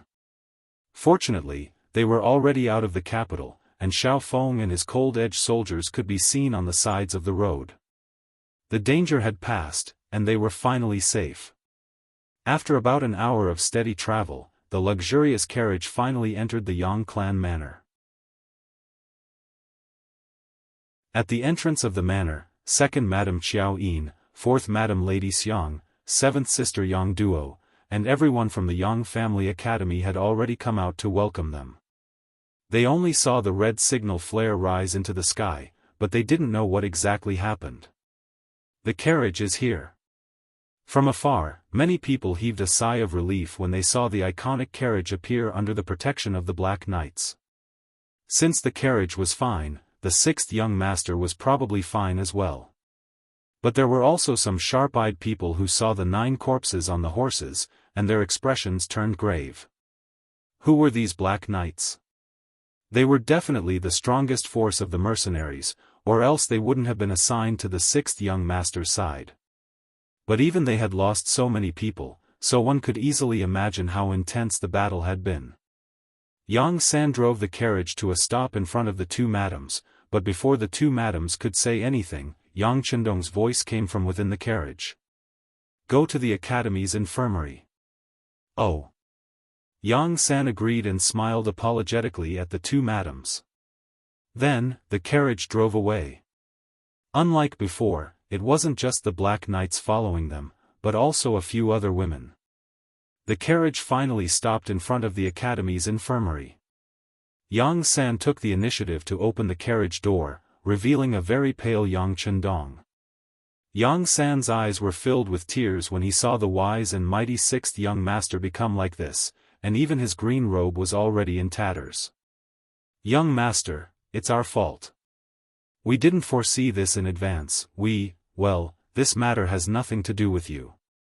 Yang Chendong reached out and patted Yang San on the shoulder, then jumped off the carriage and said to Beta Persei, you 2 carry Yang Si down, and remember to be careful. By the way, where is Yuan Heping? After Yang Chendong shouted, a man in his 30s among the academy students immediately responded, Dean, Heping is here. Come here. Seeing Yuan Heping, a smile finally appeared on Yang Chendong's face. This person came from a medical family. Although he was young, he was already quite famous in the middle-aged field. Later, he came to the Yang Chendong Academy and was chosen by the 2nd Dean, Wang Si. He stayed there to learn Western medicine and made rapid progress. He was the person with the best medical results among Yang Chendong's forces. Heping, you also get on the carriage. Yang Si is receiving an infusion. You hold the bottle and be careful. Yang Chendong called Yuan Heping over, patted him on the shoulder, and then walked in the direction of the 2 madams. With Yuan Heping's help, Yang Si was lifted out of the carriage. His body was covered in blood, and as soon as his pale and colorless face appeared, it caused a series of gasps. In the crowd, 4th Madam's personal maid, Xiao Wei, exclaimed and was about to run forward, but she was stopped by Yang Chendong, who was already prepared. Don't be so agitated. Your husband can be saved, but if you go up and cause trouble, then it's not certain. Xiao Wei was Yang Si's wife. Her marriage was personally arranged by Yang Chendong. As a wife, how could she not be moved by her husband's current state? Right now, she just wanted to lie on Yang Si's body and cry. However, since these words were said by the 6th young master, Xiao Wei naturally didn't dare to disobey. She could only retreat to the side with tears in her eyes. Yang Chendong signaled to fourth madam with his eyes, asking her to take care of Xiao Wei. Then, he looked at Xiao Yin and seventh sister Yang Duo and said, "Do you have clean clothes? I'm too dirty right now. I don't even have a shape. Let's go." Xiao Yin and Yang Duo took a step forward at the same time. One in each hand, pulled Yang Chendong into the inner courtyard of the Yang Manor. Along the way, there was a burst of crying. Fortunately, they learned that Yang Chendong wasn't seriously injured. Only then did they relax a lot. "Young master, can Yang Si be saved?" Xiao Yin's worry shifted to the heavily injured Yang Si. When Yang Chendong wasn't here, this person had always stayed in the manor to protect them. After interacting with him for a long time, they naturally had feelings for each other. Just like how Hu Yen called Yang Chendong Dong Shui in private, Xiao Yin was also used to calling him young master in private. Yang Chendong corrected her a few times, but found that it was useless. Hearing Xiao Yin's question, he nodded confidently. He can definitely be saved. After washing up, Yang Chendong went from the inner courtyard to the academy's infirmary. Although it was called an infirmary, it was actually a small hospital. It covered an area of several thousand square meters and had more than 10 beds. There was also a special room for receiving patients. When Yang Chendong appeared, he was quickly surrounded by people. The most excited of them all was Yuan Heping. "Dean, brother Yang Si is receiving an infusion. Is it the blood you usually talk about in class?" "That's right. It's blood." Yang Chendong nodded. He looked at Yuan Heping and asked, "Have you checked if there are any life-threatening injuries on his body?" "I've checked. There aren't any life-threatening injuries. Some wounds have already stopped bleeding after applying medicine. They're in good condition. Next, he just needs to replenish enough blood. There shouldn't be any major problems," Yuan Heping said confidently. He had never thought about infusions, especially blood transfusions to save people.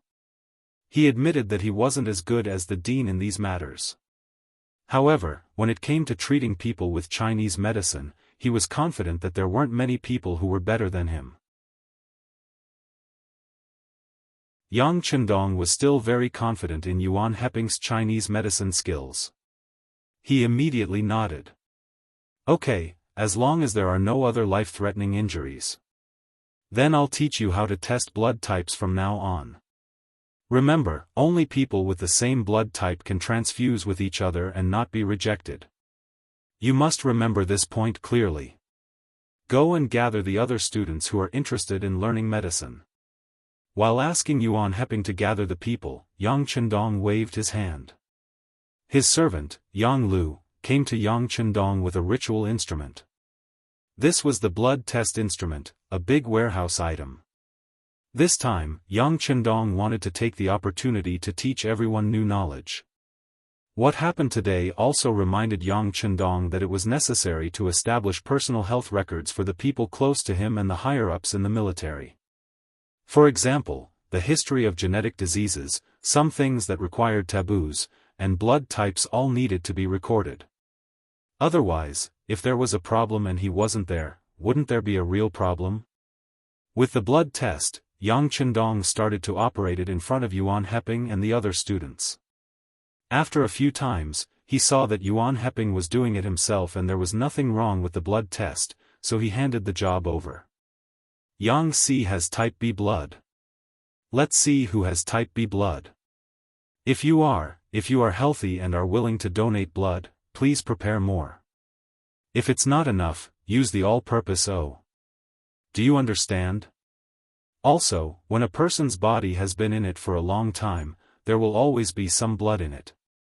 The quality of this blood is not good. Some blood should be discharged within a certain period of time. It doesn't matter if it's not more than 200 milliliters at a time. On the contrary, it will be beneficial to the human body's metabolism. You must make this clear to everyone. Blood donation can't be forced. For example, I donated 400 milliliters at a time. I can't force it. Yang Chendong had to make these things clear. Otherwise, everyone would misunderstand the blood donation and think that it would harm their bodies. If that was the case, then there would be problems. He had set himself as an example by donating 400 milliliters first. This was a clear example. It should dispel some people's misgivings.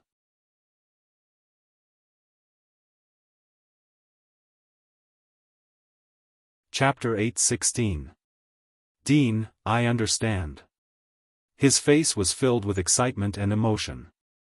Whether it was the blood test or the blood transfusion to save people, it was like a new window had been opened, allowing Yuan Heping to see a new world. He could even assert that once the blood transfusion to save people worked, who knew how many people would benefit and how many people would be saved from the brink of death. Of course, all of these procedures had to be up to standard. Only when there were no problems would it be considered saving people. Otherwise, it would be harming people. In the ward, Yang Si was lying peacefully.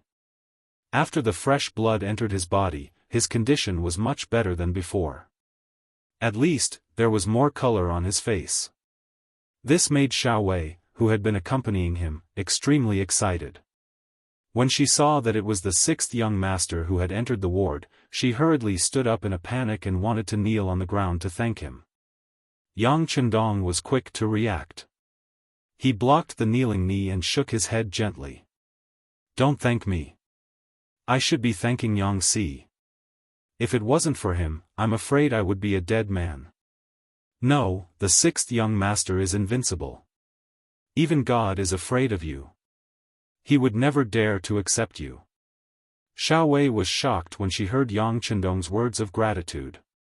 As a servant, shouldn't it be his duty to protect the master? How could he deserve a word of thanks? Yang Chendong did not explain anything. Instead, he carefully observed Yang Si's condition. When he found that everything had stabilized, he was relieved. After comforting him for a while, he left the ward. Outside, Beta Persei, Yang San, Yang Lu, Qiu Vi, Dao Xiao, and the others were all looking at him as if they were looking at a god. They had all seen Yang Si's injuries, especially Qiu Vi. As the first person besides Yang Chendong to see the injuries, his first thought was that brother Yang Si was definitely going to die. Although it was difficult for him to accept the news and he was very sad, there were always deaths when looking for a fight. To be able to die protecting the sixth young master was originally a very glorious thing. However, he never expected that he would be saved. Although he was still in a coma, didn't Yuan Heping say that he had lost a lot of blood? It was just excessive blood loss, nothing serious. It was only a matter of time before he woke up. A person who had been stabbed so many times that the bones in his back were exposed. His entire body had long been dyed red with blood. Even a person who was called by the King of Hell could be saved alive. At this moment, this only increased their respect for the sixth young master. If they followed such a person, what else did they have to worry about? What else did they have to worry about? Seeing a few pairs of eyes looking at him with admiration, Yang Chendong coughed softly. He took this opportunity to teach these tough men who killed without blinking on the battlefield a lesson. Do you see? This is the importance of knowledge. In the future, when you face doctors, teachers, and some scientific researchers, you have to be more polite. Sometimes, bravery alone is useless. Brains and knowledge play an especially important role. Yes, we understand. Beta Persei and the others nodded in agreement. Yang Chendong was just taking this opportunity to improve the status of a cultured person. If a country wanted to develop, it was not enough to rely on strong military force. Cultivating both civil and military skills was the long-term way. Okay, Yang Si should be fine. You don't have to stay here. Go do whatever you need to do. Yes, young master. Jining is still detained by us in the village. How do you want to deal with her? Beta Persei nodded repeatedly. Then, he thought of the representatives of Baiming and became angry. At the beginning of the battle, Baiming could have saved her, but they did not. No matter how they dealt with Jining now, it would not be too much. I'll take care of his matters myself. You just have to accompany me later. Of course, Yang Chendong was aware of what had happened at the scene. Although he had been in the carriage to save people, he was equally aware of what had happened outside. Beta Persei had just finished speaking when Yang San continued, "Young master, our security bureau has not done well this time. I have already ordered the removal of the current director of the security bureau of Baiming from his position in the capital. He will be brought back to Qiqian City for investigation. At the same time, I also sent someone to the scene to investigate and confirm that the person behind the assassination was hiding in a house 300 meters away from the scene. It was only because he retreated quickly that he escaped first. Now, our people have already caught up. Although we may not be able to catch the murderer, it is still possible to find out the true identity of the culprit based on these clues." This time, the Security Bureau had not received any news beforehand. It was true that they had not done their job well. But when he thought about it, wasn't he too careless? He had thought that Jining would negotiate with him on behalf of Baiming, so he could sit back and relax. He had lost the vigilance that he should have. Even when he entered the capital, he did not bring enough armed forces with him. In the end, 9 of his brothers were killed. He was also responsible for this. Even if he was responsible, Yang Chendong did not want to blame others. He did not want to do such a thing that was already lenient to others, so after listening to Yang San's report, he waved his hand. "I won't ask what the Security Bureau wants to do this time. In short, we must find the real culprit. We can't let our 9 brothers die in vain."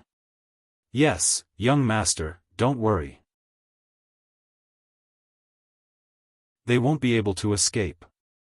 Yang San was grateful that Yang Chendong did not reprimand him, but at the same time, he made up his mind that he would not retreat until he found the real culprit.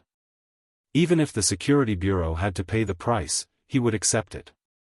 "Alright, you guys go do your own things. Xiao Vi, Dao Xiao, you guys do your job well at the memorial service.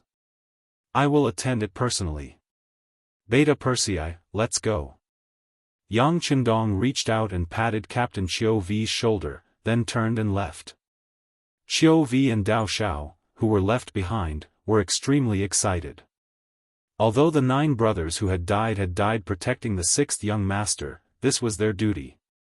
Compared to the soldiers from other divisions, regiments, and battalions who had to fight for military merits on the battlefield, their treatment was better and their conditions were better.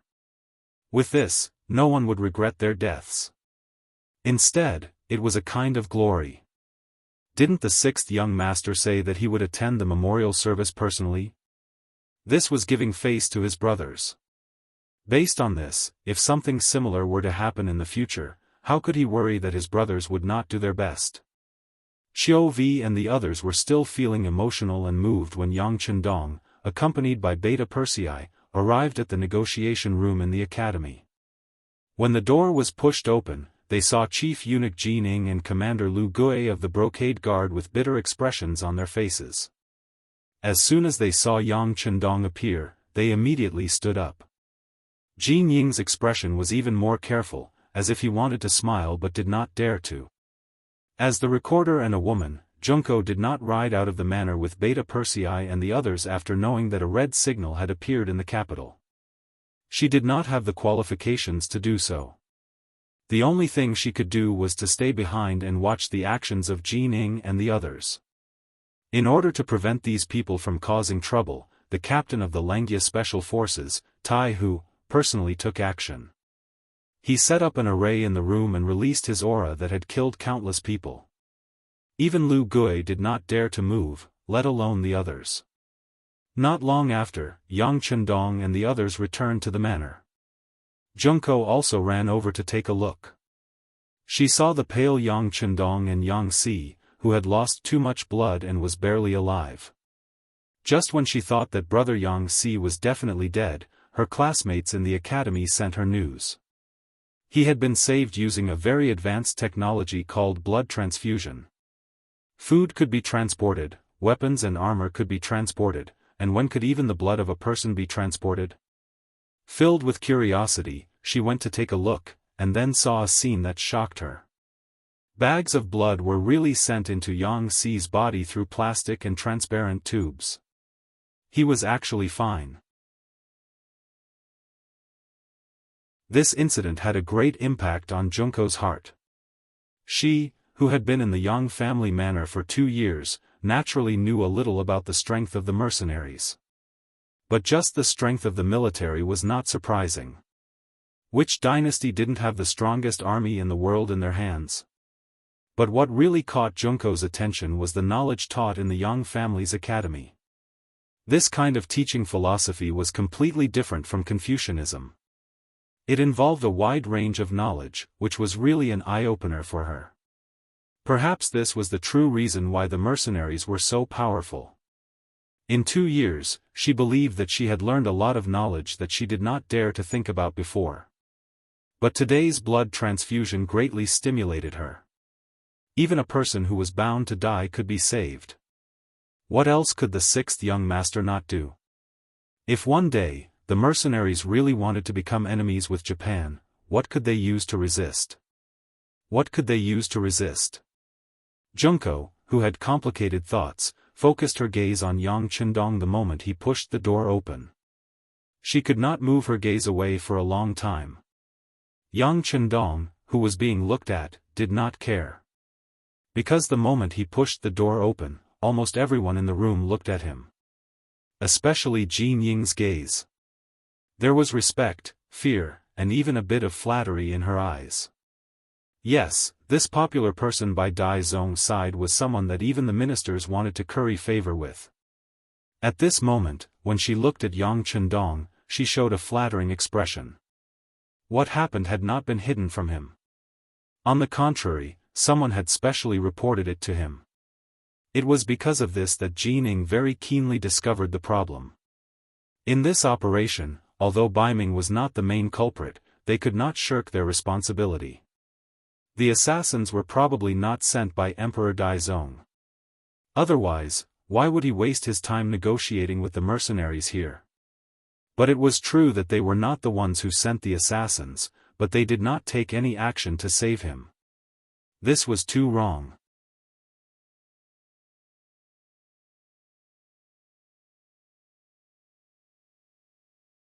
Chapter 8:17. Jin Ying could even guess that the moment this incident occurred, the news must have reached the emperor as soon as possible. The emperor was probably already thinking about getting someone else to do his dirty work. But he also didn't think about it. If the Duke of Loyalty had really met with an accident in Baiming's capital, the mercenaries wouldn't just let it go. At that time, no one would listen to their explanation, and a major battle would be unavoidable. Putting aside whether or not Baiming could win, at the very least, they would have lost the chance to destroy the southern Ming Empire and contend for hegemony over the world. Jin Ying did not believe that the emperor, who had always been wise and far-sighted, would not be able to see such a simple logic. The reason he had not done so was probably because he was too afraid of the Duke of Loyalty and Courage and wanted him dead too much. Fortunately, at the last moment, Baiming had still sent out their troops. This action would at least win back some points and some trust. This was why Jin Ying was gratified, but also why he was hesitant. Because this was only his own wishful thinking. He wasn't sure if Yang Chendong would think this way. If Yang Chendong blamed the assassination on him and killed him in a fit of rage, then given the current situation, even if the emperor was angry, there would be nothing he could do. This also meant that Jin Ying's life was in Yang Chendong's hands. How could Jin Ying not be afraid of this man who could decide his life and death with a single word? How could he not curry favor with him? Jin Ying smiled obsequiously. Lu Gui and the others lowered their heads, not daring to meet Yang Chendong's gaze. The atmosphere in the room suddenly quieted down. I am very angry. It was still Yang Chendong who spoke first. He found the chair at the head of the group and sat down. His gaze fell on Jin Ying and Lu Gui as he spoke. Yes, this Gong Gong can understand. Jining also spoke up, Duke of Loyalty and Courage, I can guarantee that this matter is definitely not His Majesty's intention. Otherwise, I wouldn't be here to negotiate with you. As for Dong Chunhua, who started the trouble, she will be severely punished. I can assure you of this. Jining had taken the initiative to throw Dong Chunhua out to express her attitude. She was saying that she had the same attitude as Dong Chunhua on this matter. Yang Chendong was quite satisfied with this attitude, but if this was the only benefit, he would definitely not agree. It's not enough. Jian Jie's words expressed his feelings. Yes. What else should I do? Please tell me, High Duke. As long as I can do it, I will do my best. Jining also knew that throwing out Dong Chunhua was not enough to appease Yang Chendong's anger, even though he was already a second-rank official of the imperial court. Jin Ying's sensible behavior made Yang Chendong, who had been keeping a straight face, finally smile. It was easy to talk to smart people. At the very least, there was no need to waste so much time. Alright, then I'll make a few requests. At the Dong residence in the capital, as the temporary emperor, Dong Chunhua had been in a rush to get close to him the moment he ascended the throne, and his life had been very smooth these last few years. Relying on his ability to see through the Son of Heaven and doing many things to cater to him, he had been promoted again and again. There was now news that he would be replacing the imperial censor of the left, Chen Yi, in the imperial censorate. Although they were both second-rank officials of the imperial court, there were still some differences between the left and the right. One's words carried enormous weight while the other had to look at the other's eyes. When he had been promoted from left deputy imperial censor to right imperial censor, Dong Chunhua had been extremely satisfied. But it didn't take long for him to have more pursuits, causing him to completely forget his duties. Everything he did was completely behind the acting emperor. Sometimes, he even had to play the role of the acting emperor. Now, his efforts were about to be repaid. Finally, his dreams were about to come true. How could he not be happy at this moment? Extreme joy begets sorrow. This was Dong Chunhua. Originally, he thought that he would be on the same level as the other ministers, but he never thought that such a thing would happen today. Being humiliated by Yang Chendong wasn't a big deal. After all, he was someone who could even force a minister to death. But the wrong thing was that the loyal duke shouldn't have been assassinated after this and almost lost his life. Even if Yang Chendong was dead, Dong Chunhua wouldn't be as scared as he was now. After all, what could a dead person do to him? Besides, once such a thing happened, the temporary emperor would definitely put someone like him in an important position and promote him in order to better stabilize the court. The problem was that the person didn't die. Looking at the cause of the matter, it was because he was poisoned by the food he ate that caused the other party to walk out of the Yang family manor, resulting in the assassination this time. Thinking about it from the beginning to the end, it seemed that he was the root of the disaster. Patting his conscience, Dong Chunhua really didn't know that there would be an assassination. Everything was really a coincidence. But now, would anyone believe what he was saying? After knowing that Yang Chendong was surrounded and killed, Dong Chunhua was completely frightened. Following that, he kept praying in his heart, hoping that the assassins would succeed. When the housekeeper who was sent to inquire about the news came back and said that the loyal duke seemed to be injured, but it wasn't a big problem, he plopped back on the chair. He knew that this time, he was really finished. Yang Chendong didn't die, and his appearance was too coincidental. There was no way to explain this matter, and presumably, no one would be willing to listen to his explanation. Even the temporary emperor wouldn't see him. Otherwise, wouldn't it mean that this matter was related to the emperor? Knowing that no one could save him, Dong Chunhua leaned on the chair like a stall. When the sky was already dark, suddenly, there was a huge commotion outside the residence. A group of embroidered uniform guards rushed into the residence like wolves and tigers. The person in the lead was the commander of the embroidered uniform guards, Lu Gui. Last time, a group of embroidered uniform guards also rushed into the Hu residence, but the leader was only a Baihu called Tong Lai. Now that Lu Gui had appeared, it was obvious that there was no turning back. Lu Gui flashed the driver's license in his hand, then he looked at the flustered Dong Chunhua and said, "Master Dong, you are suspected of being involved in the murder of an important official. You are suspected of colluding with a foreign country. Now, please come with us." Since the charges had been laid out, Dong Chunhua naturally wouldn't admit it. He hurriedly shook his head and said, "No. It must be a misunderstanding. Everything is a misunderstanding. I want to see the emperor. I want to see the emperor." Dong Chunhua was still making a final struggle, but Lu Gui wouldn't give him such a chance. His eyes were cold as he shook his head. "Master Dong, you should save these words for the imperial edict and the cold torture instruments. Come, take him away." Dong Chunhua had been taken away. It could be foreseen that such a big thing had happened, almost taking the lives of Jining and the commander of the brocade guards. In addition, Dai Zong also had to take an evasive attitude. His future was already set in stone, and he would die without a doubt. At the same time, in the Yang Manor, the 9 members of the first guard who had died in battle were undergoing a solemn memorial service. Yang Chendong personally attended, his expression solemn. 2 years ago, he had dealt with the Minister of Justice, Yu Shiyue. 2 years later, another second-rank official was also arrested because he had offended the Duke of Loyalty. Once this matter was out, Yang Chendong's reputation was once again expanded. It also caused more people to fear the Duke from the bottom of their hearts. Not long after this incident, the imperial edict eunuch in the palace went to the Hu residence and announced a series of appointments. He appointed Hu Zhangning as a member of the embroidered uniform guards, secondary 3rd rank. Hu Zhangning was originally a guardian, 5th rank, the right commander of the 5 cities military department, and the general guarding the Yongding Gate. This was the request that Yang Chendong had made to Jining. With this assassination attempt, he had made it clear that he did not trust the Baiming army.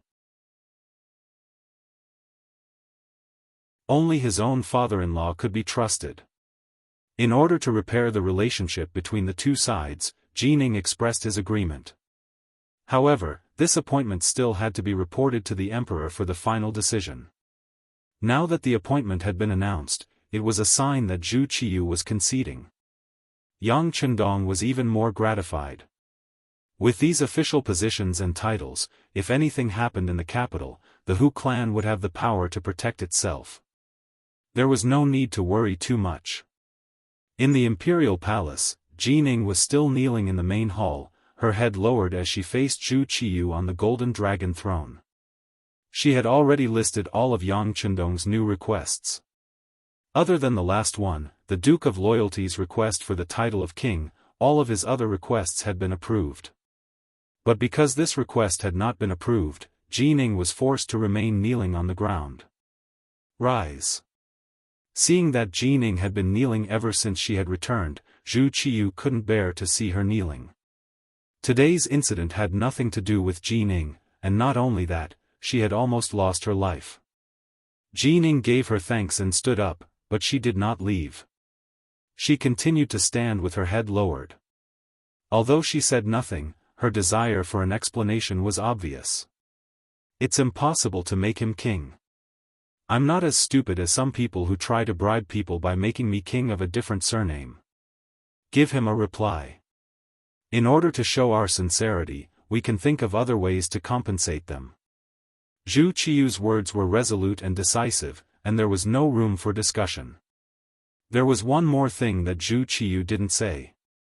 For someone like Yang Chendong, even if you gave him the title of king, he wouldn't be able to use it. It would only strengthen his reputation. Therefore, he would never do such a thankless thing. Understanding the emperor's meaning, Jining nodded. Although he was indebted to Yang Chendong for not killing him today, everything he had now was bestowed upon him by the emperor in front of him. Based on this, he was very clear about his position. Very quickly, Jianghu sent someone to convey the emperor's intentions. He tactfully rejected the request to be conferred the title of king, saying that the time was not right. Then, he proposed that in the future, the supply of provisions to the first city could be transported from Tianjing to the capital. From there, they could directly leave Jianghu Pass and pass through Xian Manor and Taoist City. Northern Ming would not set up any obstacles, and the mercenaries would only need to pay the required amount of money to pass through.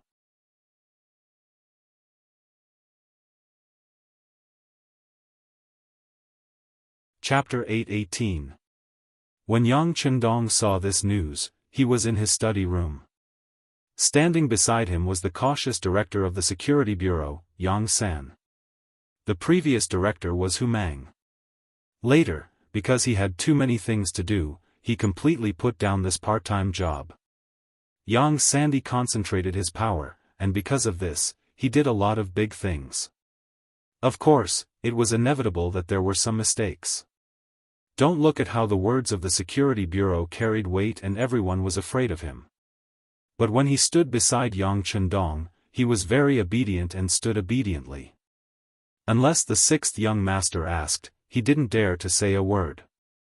Tell me. Yang Chendong asked casually as he threw the booklet Jianghu had sent onto the table. He leaned back in his chair and asked casually.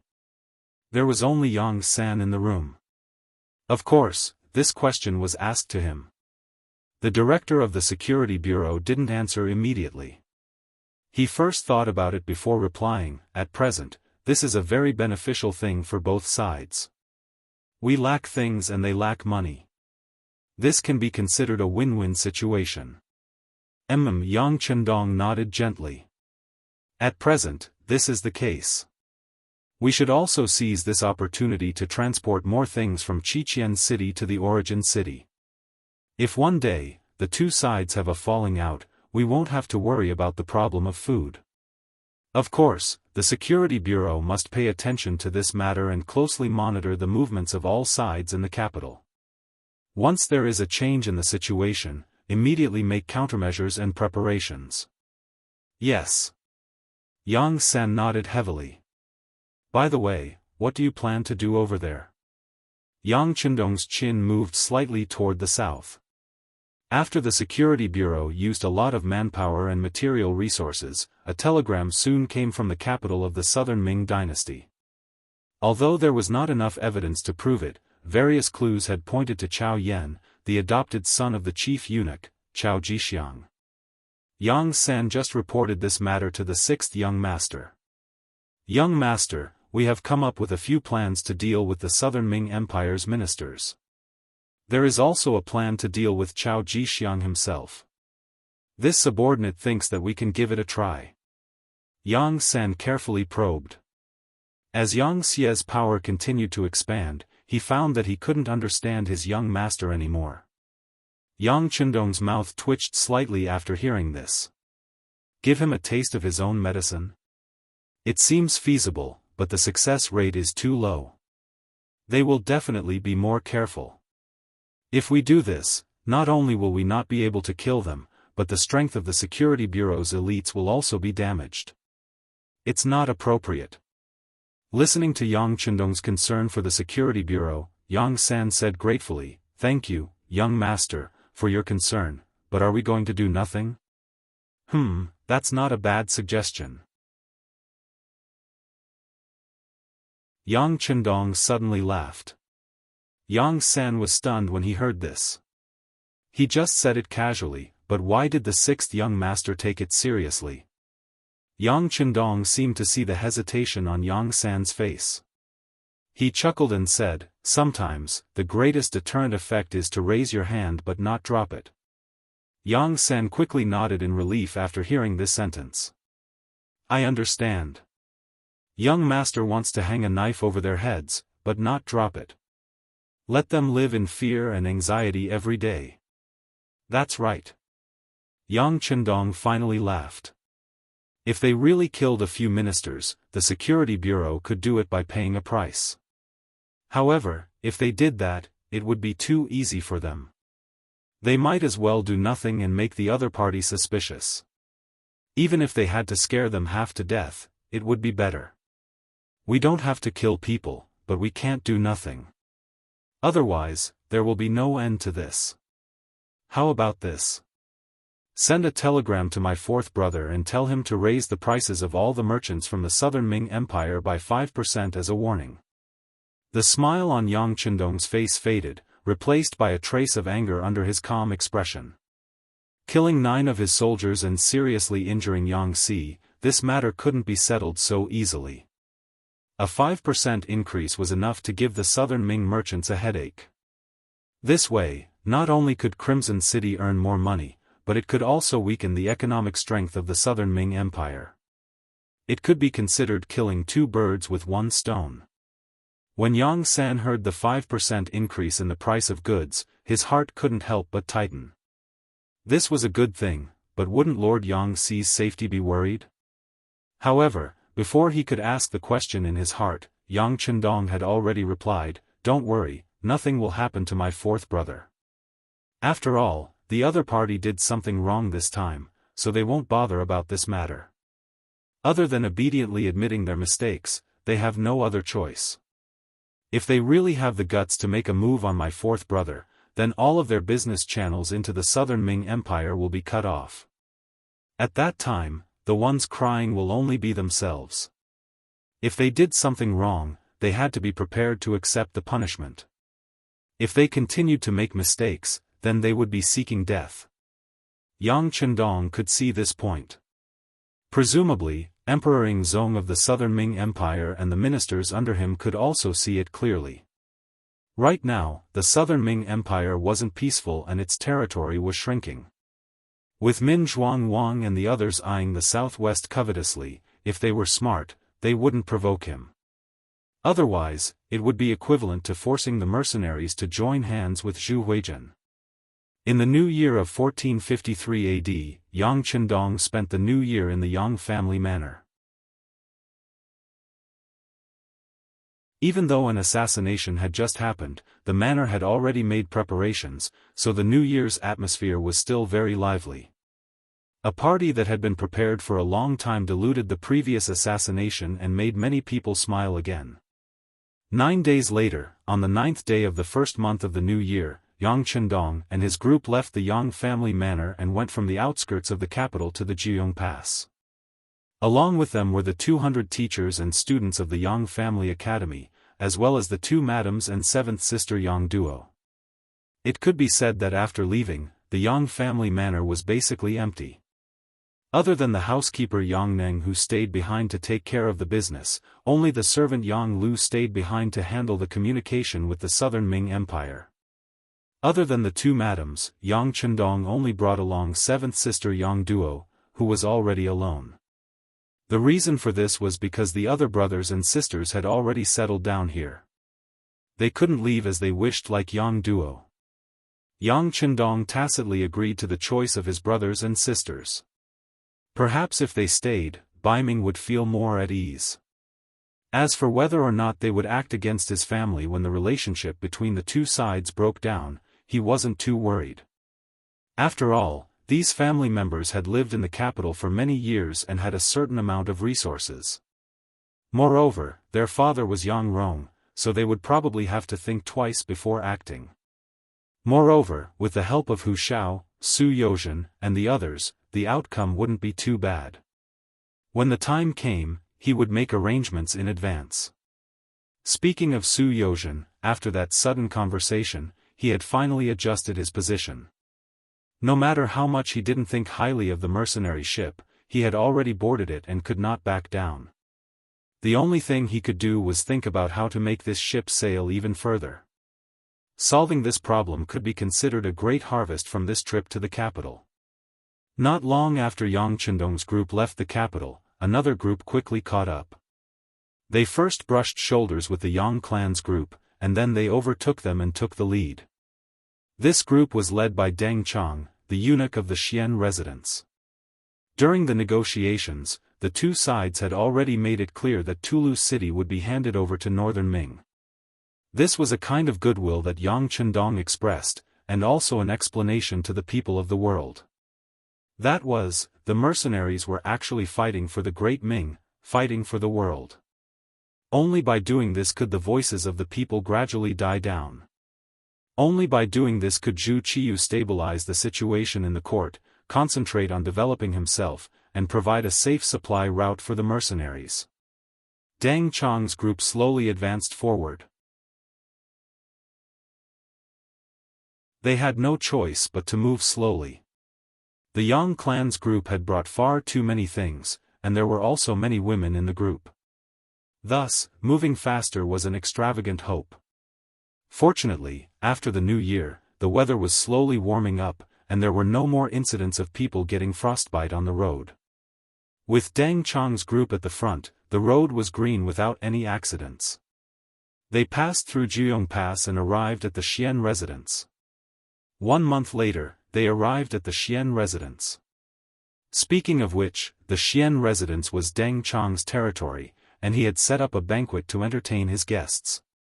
Yang Qindong once more met with the commander of the bureau, Shi Wanshan.